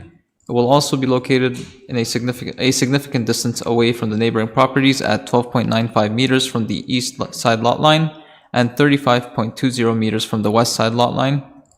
The proposed detached garage is not anticipated to negatively impact any of the neighboring properties. As a result, the variance is considered to maintain the general intent and purpose of the zoning bylaw. In terms of comments were received after the writing of the report from the engineering department and building and septic division and the Part 8 sewage system supervisor indicating that they have no concerns. Staff acknowledges that the application meets all 4 tests of a minor variance and recommends approval of the application subject to the conditions identified. Thank you, sir. Questions to the planner? All right, being none. Is the applicant here or online? Does the applicant wish to speak to, do you wish to speak to it, ma'am? No? All right. Is it, sorry? That's always good. Is there anyone here online that wishes to speak in support of this application? In support of this application? Anyone here online wishing to speak in opposition to the application? Opposition to the application? Being none, committee, where are we? Ms. Archer? Printed. Do I have a seconder? Mr. Strangway. All right. Any further comments or questions with respect to the motion on the floor? Ms. Archer? In favor. Mr. Strangway? In favor. Councillor Yeo? In favor? Mr. Erickson? In favor. Mr. Finn? In favor. And I'm in favor. The application is approved. All right. Moving right along, we're dealing now with file number D20-2026-038, and this is 234 O'Reilly Lane, Geographic Township of Ops. And again, Mr. Ghaffari, go ahead, sir. Thank you, Mr. Chair. So 234 O'Reilly Lane, Ops. So before going through this application, I just want to note that there has been a change to the relief requested for this application as a result of comments received from internal staff during the circulation process. The change to the relief requested is a change from the initially proposed carport setback of 0.3 meters from the eave, which was 0.45 meters from the post, to a proposed setback of 0.75 meters from the eave, which is 0.9 meters from the post. And then I'll be getting to the presentation itself. So the subject property municipally addressed as 234 O'Reilly Lane is situated in the geographic township of Ops and is accessed from O'Reilly Lane. The property currently contains a single detached dwelling. The application seeks to facilitate the construction of an attached carport. Relief is required from the minimum side yard setback provision. The subject property is zoned shoreline residential RS zone under the Township of Ops zoning bylaw 93-30. Section 6.2 of the zoning bylaw requires a minimum side yard setback of 3 meters. The proposed attached carport has a side yard setback of 0.75 meters from the eave of the carport and 0.9 meters from the post of the carport. The intent of a side yard setback is to ensure that privacy is maintained, space for maintenance and access is provided, space for lot drainage is provided, and overcrowding is avoided. The proposed attached carport will be open-sided in terms of its design. As the proposed addition is an open-sided attached carport, there will be space provided between the side lot line and the proposed attached carport for access and building maintenance. Furthermore, lot drainage issues are not anticipated as the Ontario Building Code required that buildings shall be located or the building site shall be graded so that water does not accumulate at or near the building and will not adversely affect adjacent properties. Moreover, impacts to privacy are not anticipated as the proposed attached carport is located alongside the driveway of the abutting property rather than the dwelling. As a result, the variance is considered to maintain the general intent and purpose of the zoning bylaw. For the comments, before proceeding with the comments as mentioned before, I just want to say that the comments are mainly related to the initially proposed setback that has now been changed. So comments were received from the engineering department after the writing of the report stating the following. So per Kirk Timms, Manager Development Engineering, from a development engineering perspective, a 0.3 meter side yard setback would not provide sufficient clearance to implement drainage control measures if the proposed carport were to negatively impact the adjacent property. Therefore, we object to this proposed application. Following the comments received, there was some discussion with the engineering department, and it was determined that a setback of at least 0.75 meters from the eave of the carport, which is 0.9 meters from the post of the carport, would be supported by the engineering department.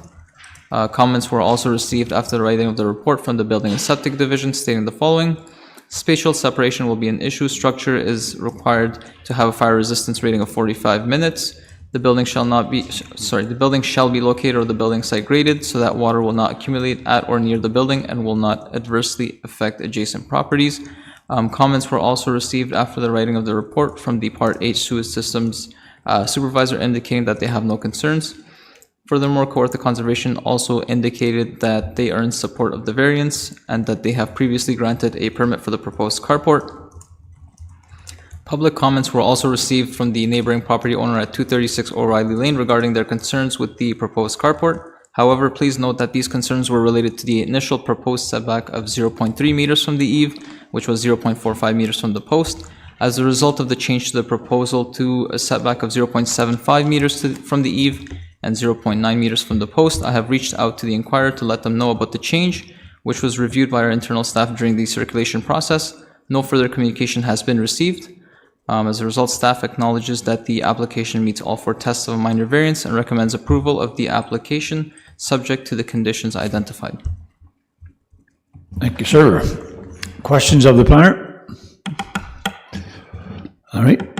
And thank you for the assistance to the folks that had concerns there. That's very much appreciated. All right. Is the applicant here? Oh, yes. Do you wish to speak to it? No. No one wants to talk today, except the odd one. All right. Is there anyone here or online that wishes to speak in opposition to this application? Opposition to the application? Anyone here online wishing to speak in support of the application? Support of the application? Being none, committee, where are we? We're looking for a motion. Mr. Strangway. As recommended by staff with the changes that they've suggested. Seconded by Councillor Yeo. Did I see your hand there, Councillor? Yep. All right. And this is as amended? All right. Any further comments or questions with respect to the amended motion on the floor? Mr. Strangway. In favor. Councillor Yeo. In favor. Ms. Archer. In favor. Mr. Erickson. In favor. Mr. Finn. In favor. And I'm in favor. The application is approved.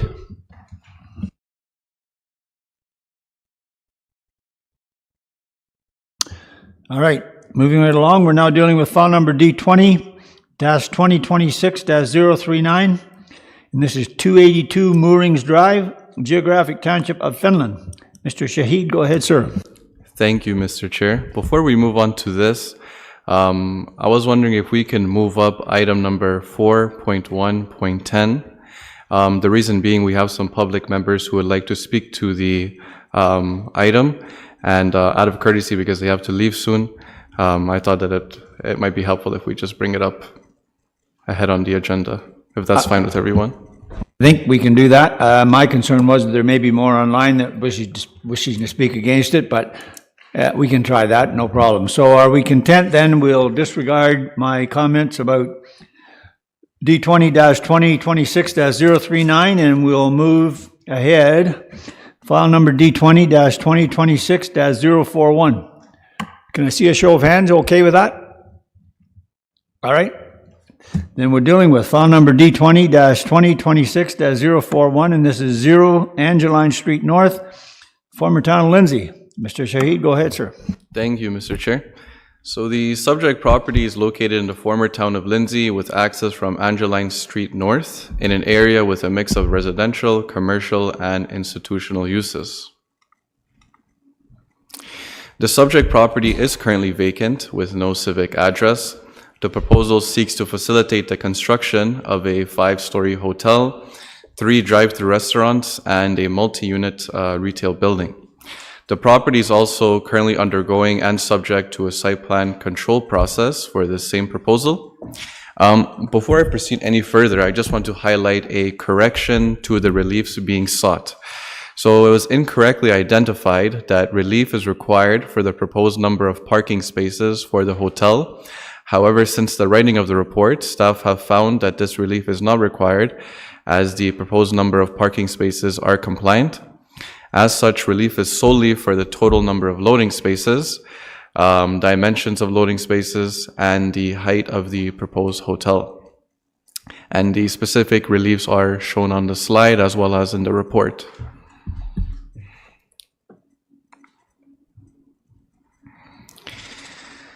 Looking at height, the proposed hotel is 5 stories in height, which aligns with the surrounding and broader mid-rise build form context, including 2 nearby apartment buildings, both 6 stories in height, and one of which is easily seen from the frontage of the subject property.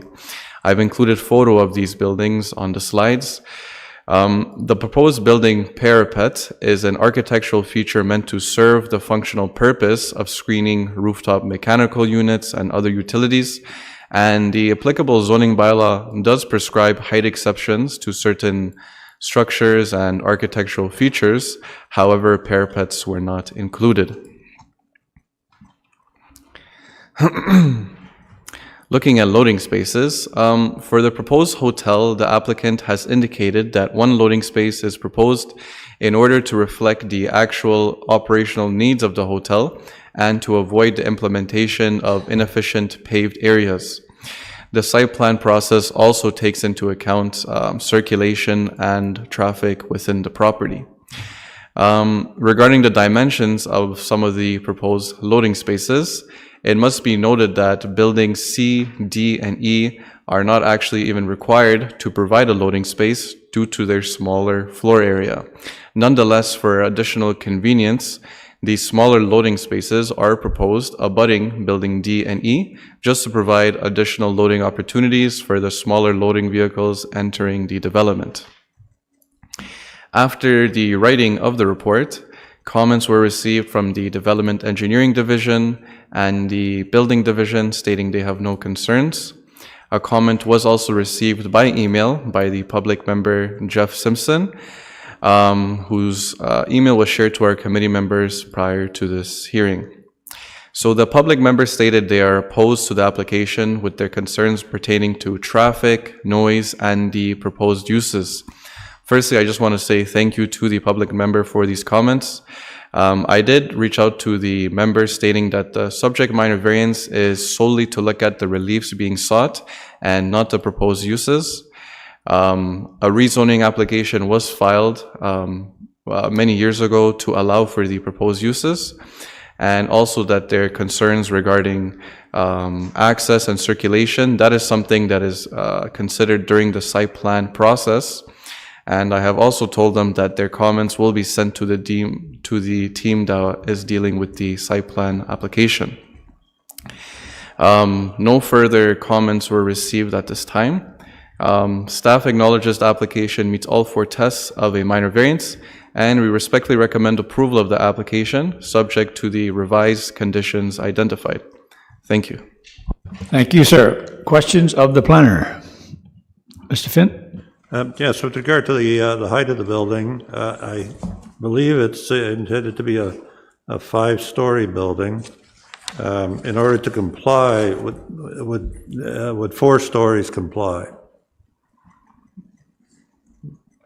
Through you, Mr. Chair, I don't have the exact dimensions and elevation of the building that is being proposed. Perhaps that is something the applicant has on file, but I'm not sure the height of each floor. Thank you. Hold your thought there, Mr. Finn, for that one. Any further questions of the planner? All right, Mr. Erickson? For the application from some time ago for the apartment building basically directly behind this property, beside the convenience store, that's to be 8 to 10 stories, I believe. Mr. Shahid?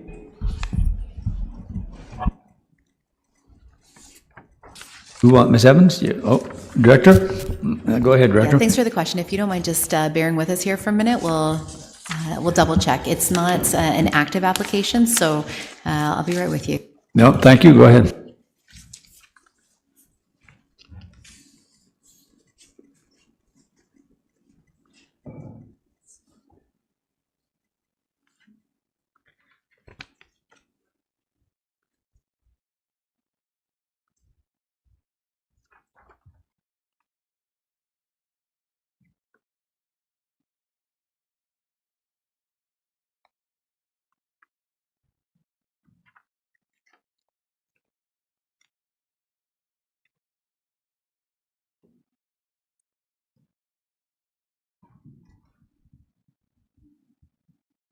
Mr. Chair, thanks for the time, and through you to the member.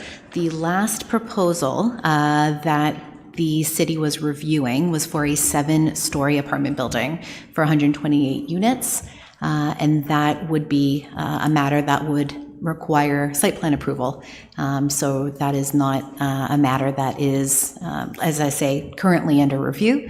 It is under the same ownership group as the property that is in question today, and certainly there are conversations ongoing as to future plans for that building, but there is no request regarding any changes to the height that's permitted on that apartment block, which is 7 stories. Thanks. All right, any further questions from the committee? All right, is the applicant here or online? Does the applicant, oh, I'm seeing a picture, I think. And your name, sir? Good afternoon. My name is Richard Gomes, principal and partner at GWD Planners. We represent the owners of the subject site. All right, please go ahead, sir, if you wish to speak to it. I do. So as noted by the municipal planner, the lands don't have a municipal address, but are generally located along the east side of Angeline Street North, between Colburn Street West and Chadwood Drive. In Lindsay, the subject site is vacant and measures approximately 4 acres, with a frontage of approximately 550 feet along Angeline Street North. A site plan approval application was initially filed with the City of Kawartha Lakes in December of 2022.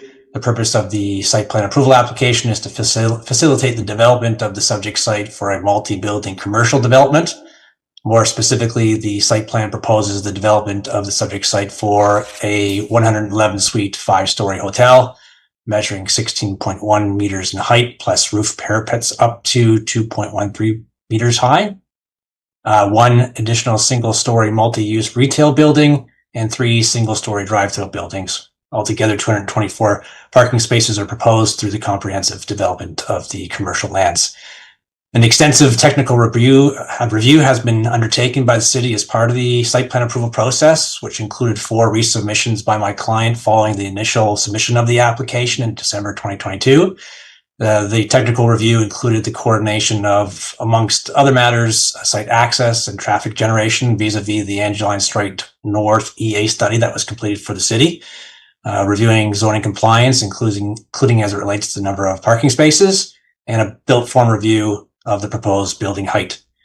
All applicable zoning requirements have been met by the commercial development as proposed, except for those outlined in 3 of the minor variances that are before committee today, namely variance 2, which requests that the hotel provide 1 loading space, whereas 2 are required for that size of a commercial building. Variance 3, which requests that 2 of the 4 surplus loading spaces be designed with a reduced loading size. and variance 4, which requests the maximum building height of 16.1 meters plus the 2.13 meter high parapet on the roof. As noted by the municipal planner, variance 1 is not required, as the site-specific GC section 11 zone permits a site-specific parking supply of 218 parking spaces, and the site plan as processed delivers 224 parking spaces, so surplus to minimum parking requirements. It is our opinion that the 10.5 meter maximum building height for the permitted hotel use is an outdated standard for modern hotel needs. The additional building height requested through the submitted minor variance application will facilitate 5 floors of hotel use to accommodate the requisite number of hotel suites that are necessary to make this hotel development viable from an operational and feasibility perspective. The proposed building height is also required to achieve the Marriott brand standards. In our opinion, the height of the proposed hotel provides an appropriate transition and is compatible with the abutting uses on account of the following: that the minor variance facilitates a modest 2-story increase to the maximum permitted building height, that the hotel provides large building setbacks to the abutting north side lot line and rear lot line of around 23 meters in both instances, which greatly exceed the minimum setback requirements of the zoning bylaw and provide substantial horizontal separation distances between the existing abutting buildings and the proposed hotel. That the proposal provides a building height with parapets that falls below a 45-degree angular plane measured from the rear and side lot lines. That the site plan includes a contiguous landscape buffer and privacy screening along the lot lines to provide an intervening green screening area between the development and the existing buildings.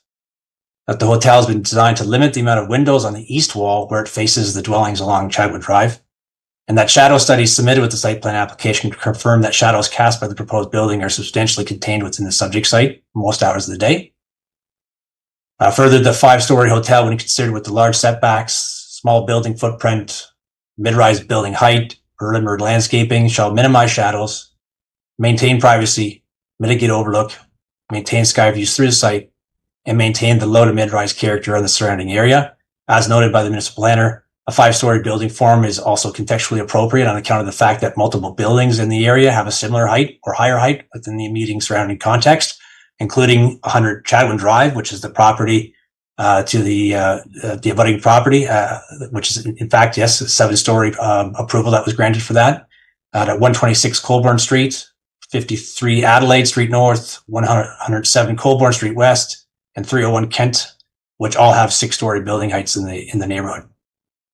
As it relates to the relief for loading with the minor variance to reduce the loading space requirement for the hotel by 1 space is intended to recognize operational needs of the hotel and to avoid implementation of unnecessary inefficient paved areas associated with the loading that go beyond the operative requirements of the hotel. My client owns and manages a significant portfolio of hotels across Canada, which gives them strategic understanding of hotel operations, and in their opinion, one loading space is sufficient to properly serve the hotel. And due to their small floor areas, buildings C, D, and E, which only measure 176 meters squared each, are not required to provide loading spaces. However, as noted, we provided additional loading for these buildings, even though it's not required for convenience purposes. We just made these spaces smaller than the typical larger loading space on account of the fact that they are surplus to requirements. In total, two full-size loading spaces and 2 smaller loading spaces are proposed to serve the development, which will be shared. It is my opinion that the proposed minor variances meet the 4 tests, can be supported from a land use and policy perspective, and represents good planning. The draft site plan agreement was provided by the city in late 2025 for this development, but prior to the execution of the site plan agreement and the issuance of final site plan approval, these 3 requested minor variances are required. All other matters respecting the site plan application have been fully addressed. Mr. Chair, we've reviewed the staff report and share planning staff's recommendation that the minor variances be approved, and agree that minor variance 1 relative to parking relief is not required. We've also reviewed the staff proposed conditions of approval. We believe that condition of approval number 1 is acceptable. However, there's concerns about the wording of condition number 2 as contained in the staff report. And we've met with city staff to discuss that. and I believe city staff was going to advance a revised condition of approval for number 2, which we support, which I can read out loud, or I understand that perhaps city staff might be bringing it up onto screen. Either way, I'm in your hands as to how we can address that. But in short, we are requesting that the condition number 2 be revised to be satisfied with when the site plan agreement is executed, and that a time period of 24 months be associated with that. So in summary, we ask that committee approve minor variances 2 to 4 with the amendment to condition of approval number 2 to tie it to the execution of the site plan agreement. Those are my submissions. Happy to answer any questions you might have. All right, thank you, sir, and we do appreciate you taking the time. I'm assuming, Mr. Shahid, that the revised does encompass what the gentleman was talking about. All right. Are there any questions of the deputy? All right, thank you, sir. It would appear there are no questions. Thank you. All right, is there anyone here or online wishing to speak in support of this application? Support of the application? Anyone here online wishing to speak in opposition to the application? Opposition to the application?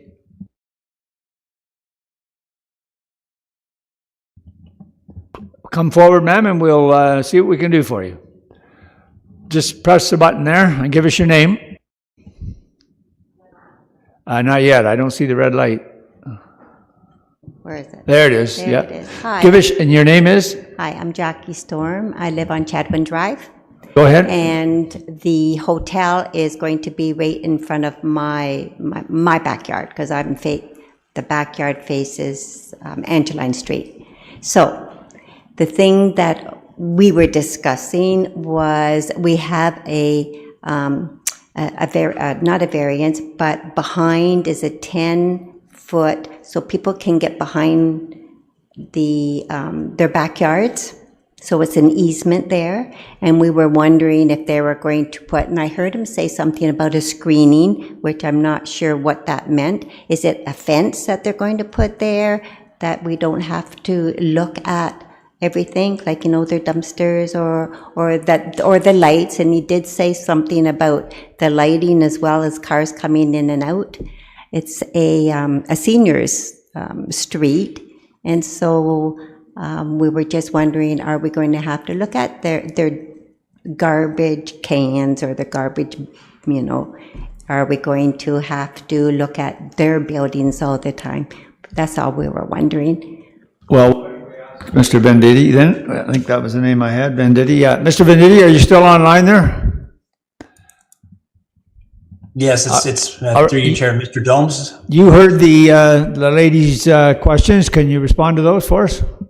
Absolutely. Number 1, I think the 10-foot easement that the speaker was speaking of is the intended pedestrian connection or concrete sidewalk that goes from Chadwin, terminates at the subject site.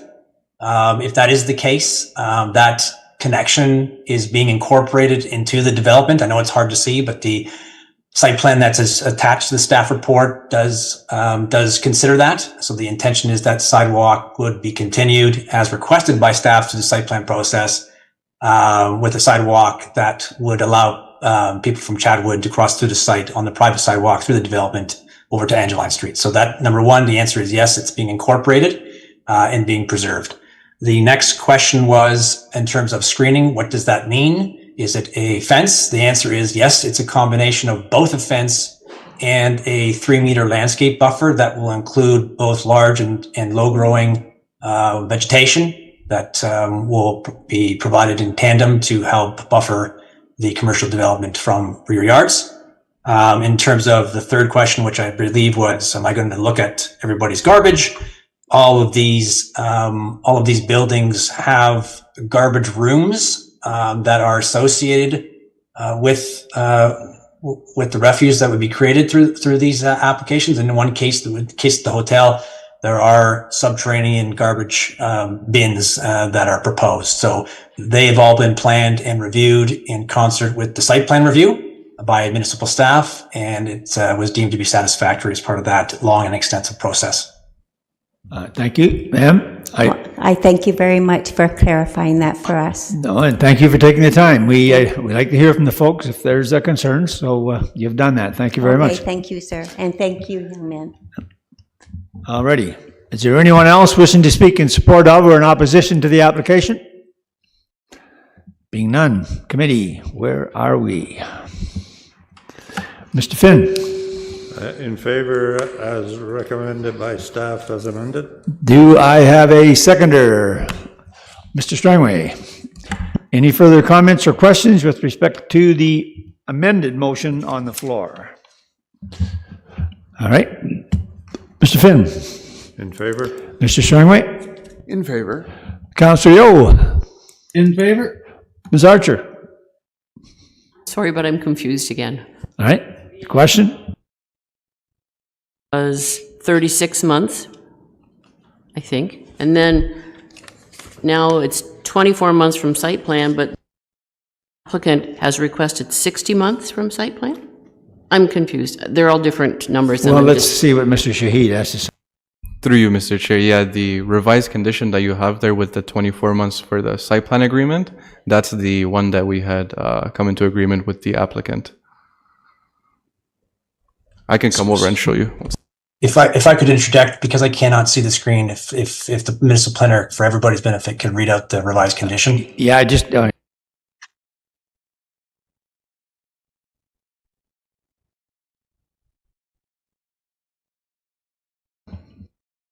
right. Did we clear up some of your confusion there? All right. Okay. Ms. Archer? Mr. Chair. In favor. All right. Where am I? Did I get everybody yet? Mr. Erickson? In favor. All right. And I'm in favor. The application is approved, sir. With the revised condition. Thank you. Yeah, with the revised condition, yes. Thank you very much. Have a good evening.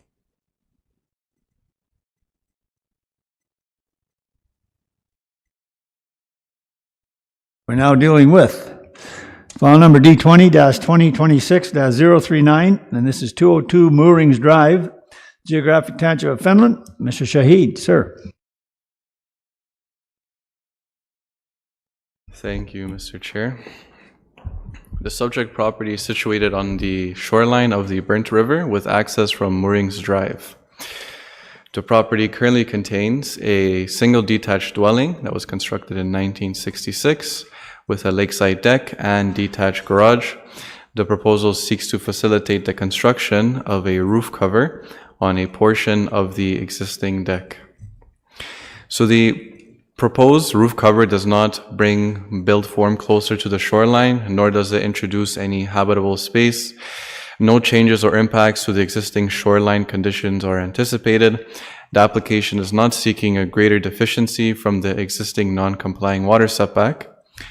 Looking at comments, after the writing of the report, comments were received from the Development Engineering Division and the Building Division stating they have no concerns. The Supervisor Part 8 sewage system stated that a site visit is required but was not conducted in time. As such, they requested a condition to be placed. The Kawartha Region Conservation Authority stated that they have already issued a permit and they are in support of the application.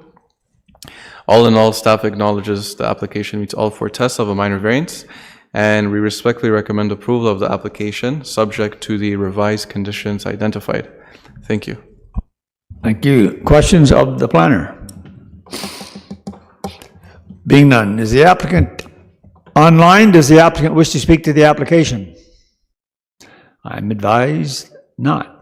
Is there anyone online wishing to speak in support of the application? In support of the application?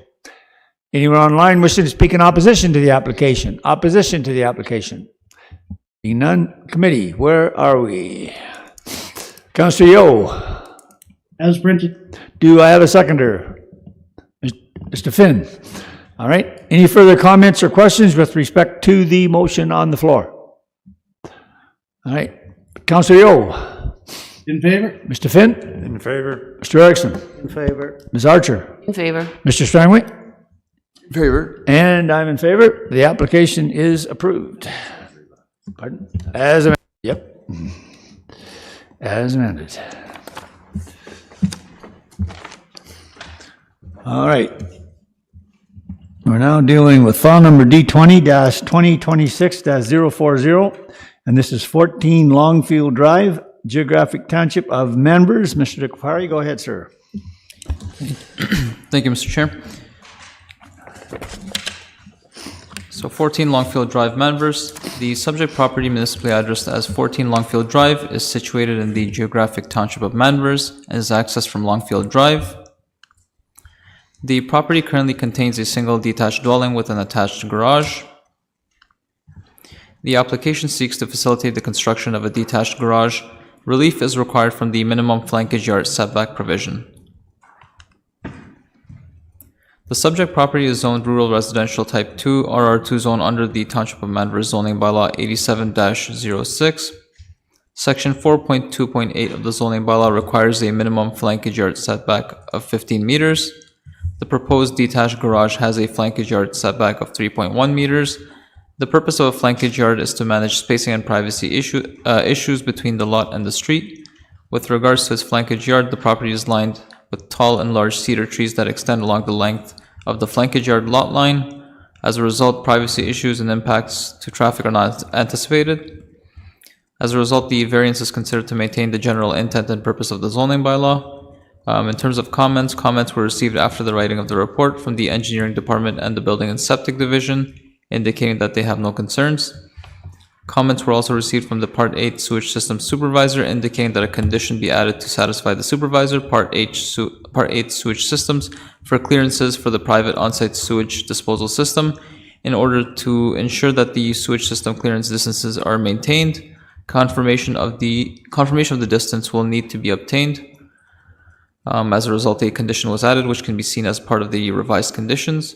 Staff acknowledges that the application meets all 4 tests of a minor variance and recommends approval of the application subject to the conditions identified. Thank you, sir. Questions of the planner? All right, Mr. Finn. Yes, I'm looking at Appendix C, and this appears to be a vacant area where the proposed garage is being located. What's the reason for it not being located further to, I believe it's the south? Mr.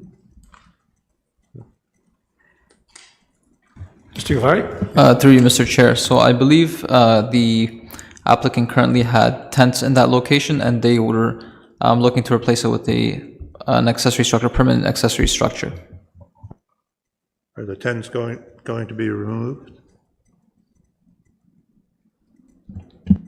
Mr. Gavari?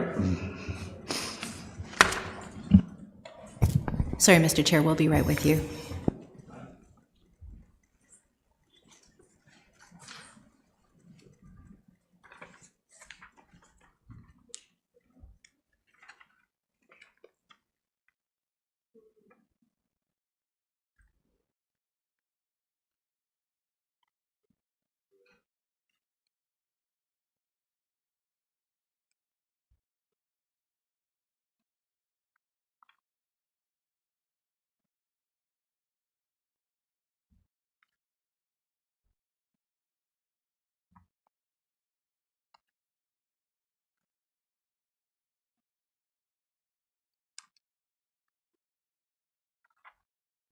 Through you, Mr. Chair, thank you for the time.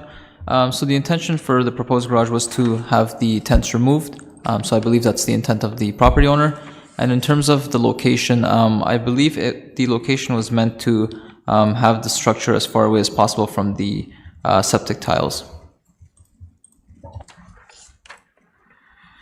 Mr. Finn? Yep. All right. Anything further, Mr. Erickson? Is it actually going to be a garage, or is it going to be like a work structure? And is my assumption correct that they do not have access to that side street through the cedar hedges?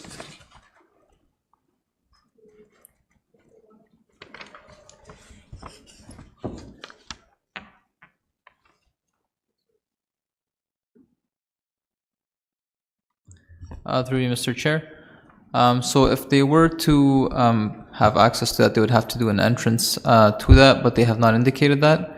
So at the moment, it seems that it may be more of a storage, structure for storage. Mr. Erickson, that's it? You're good? Well, the weeping tile is around by about the location. I would think of the access for another vehicle to go through there. They have a garage at the front, at the corner of Longfield and Hamilton Drive. So that's why I ask, is it going to be a workplace, or now you're saying storage? Well, I think, yeah, that was the answer, correct? Yeah. You don't know if it's going to be a workplace, but as far as you know right now, it's for storage. Okay. Anything further of the planner? All right. Is the applicant online? Does the applicant wish to speak to the application? I'm told I yes. am online. I don't see anyone, but could you give us your name, please? Jackie Hayes. All right. Do you wish to speak to it, ma'am?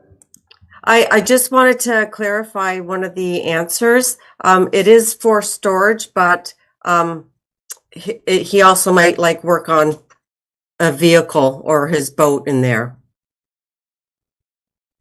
All right. And so I just wanted to be clear that so that there's no confusion that it's not just going to be strictly storage, but it is the intent to get rid of those other two tent sheds that are there. Yes. All right. Did you wish to say anything further about the application?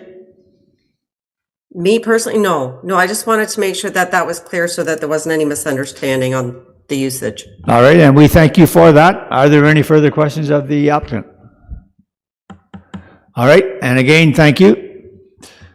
All right. Is there anyone online wishing to speak in support of this application? Support of the application? Anyone online wishing to speak in opposition to the application? Opposition to the application? Committee, where are we? Mr. Strangway. As recommended by staff. Second by Councillor Yeo. Any further comments or questions with respect to the motion on the floor? And that's as amended, of course. All right. Mr. Strangway. In favor. Councillor Yeo. In favor? Ms. Archer. In favor. Mr. Erickson. In favor. Mr. Finn. In favor. And I'm in favor. The application is approved. Thank you.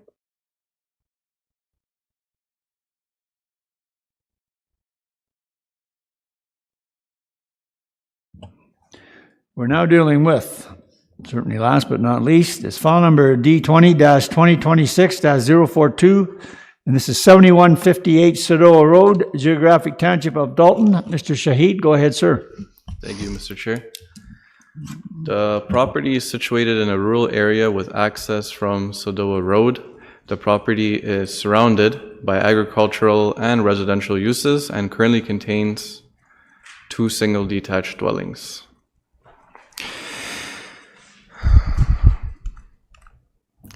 The proposal is to facilitate a lot line adjustment between 2 abutting properties.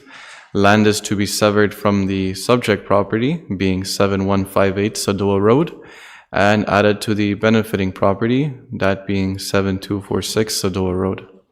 As a result, the lot area of the subject property will decrease, and the lot area of the abutting property will increase. The retained lot is outlined in green on the slide, as well as in Appendix C of the report. So this application may seem familiar, as an application for the subject property was approved in September 2025 for the same lot line adjustment and minor variance application. It was just that upon completing a survey of the subject property, it was found that the lot area of the proposed retained lot did not align with and was further deficient than what the relief was granted for, unfortunately. So as a result, a subject application was submitted and is going through today to formally address that deficiency. The primary use of the subject property will remain residential, and the reduced lot size will not affect its use. The severed land will be added to existing farming operations on the adjacent property. The retained residential lot remains appropriately sized to support a dwelling while preserving open space, and it remains sufficient to accommodate the existing residential use, and does not prevent the lot from being used for agricultural purposes in the future if the desired use of the property was to change. Looking over at comments now, after the writing of the report, comments were received from the Development Engineering Division, the Septic Division, and the Building Division stating they have no comments or concerns. And staff acknowledges the applications represent good planning, and the minor variance meets all 4 tests of a minor variance application. And we recommend approval of the application subject to the conditions identified. Thank you. Thank you, Mr. Shahid. Are there questions of Mr. Shahid? Mr. Finn? Through you, Mr. Chair. Looking at Appendix C, is the size of the original lot smaller than required by the bylaw in any event? Sorry, Mr. Chair, I missed the question there. Sorry. The minimum lot area required is 36 hectares, and I'm looking at Appendix C, taking the size of the original lot. Was it smaller than required by the bylaw in any event? Through you, Mr. Chair, yes. So the retained lot is already deficient in terms of lot area. But the existing lot, was it also deficient? Are you talking about the benefiting lot? Including the benefiting lot. Perhaps I don't understand the application fully. My understanding is that looking at Appendix C, the portion outlined in red is being taken from the what's called the proposed retained lot. Through you, Mr. Chair, yes, sorry, I understand. Yes, the original lot, even before the severance, is deficient. Yes, thank you. Anything further of the planner? All right. Is the applicant online? Does the applicant wish to speak to the application? All right. Just see if we got him. Are you there, sir? Yes, I am here. All right. Your name is? Brent Bunker. All right. Go ahead. We're just adding on to the farm. All right. Did you wish to say anything further? Do you have any questions? We're just adding on to the farmland. Are there any questions of the applicant? It would appear that it's your easy day, sir. I'm sorry? It looks like you're okay. There's no questions for you. Oh, okay. Thank you. Thank you. All right. Is there anyone online wishing to speak in support of this application? In support of the application? Anyone online wishing to speak in opposition to the application? Opposition to the application? I'm advised none. Committee, where are we? Mr. Finn? As recommended. Do you have a seconder, Mr. Erickson? All right. Any further comments or questions with respect to the motion on the floor? Being none. Mr. Erickson? Or Mr. Finn, I should say, sorry. In favor. Mr. Erickson? In favor. Ms. Archer? In favor. Councillor Yeo? Mr. Steinway? In favor. And I'm in favor. Your application is approved, sir. Okay, thank you. Thank you. All right, what do we got now? Under other business. Anything from committee with respect to other business? Quiet lot. Director Barry, anything from staff? Thanks, Mr. Chair. Just a reminder, perhaps, if the members haven't yet been apprised or made aware earlier, there is an event taking place at Victoria Park Armories here in Lindsay, and it's to honor you all as part of our volunteer appreciation event. This year, we've named it Together We Bloom, and it is taking place on May the 7th. We thank you very much for your time, your energy, the valuable questions and conversations and discussion that we have here. We think that it helps really improve the whole process, to be quite frank, and we couldn't do the work that we do without you. And you get a whole meal for it. So please join us. And an open bar, is that right? You know what? You'll have to come and find out. But no, I am sorry. I don't believe so. Anyways, if you have any questions about that event, I'd be happy to field them, offline, or just know. And even if you can't make it, we understand your schedules are busy. You may already have plans that evening, but the city does want to extend that invitation to you. Thank you. I think it was 6 to 9, wasn't it? And today was the cutoff for letting them know, was it the other? Yeah, we are getting down to the RSVP deadline, that's right. And I think you are right on the times, too, Mr. Chair. Thank you. I'm sure probably they wouldn't throw you out if you didn't register and then you happen to show up, but I think they would appreciate numbers because there are refreshments being served, that sort of thing. So thank you for that, Director. Anything further from staff? Alrighty, that being the case, I don't have anything, so a motion to adjourn. Mr. Strangway, seconded by Councillor Yeo. I think we can pass with a recorded vote in this. Everybody in favor? And that carries. Thank you.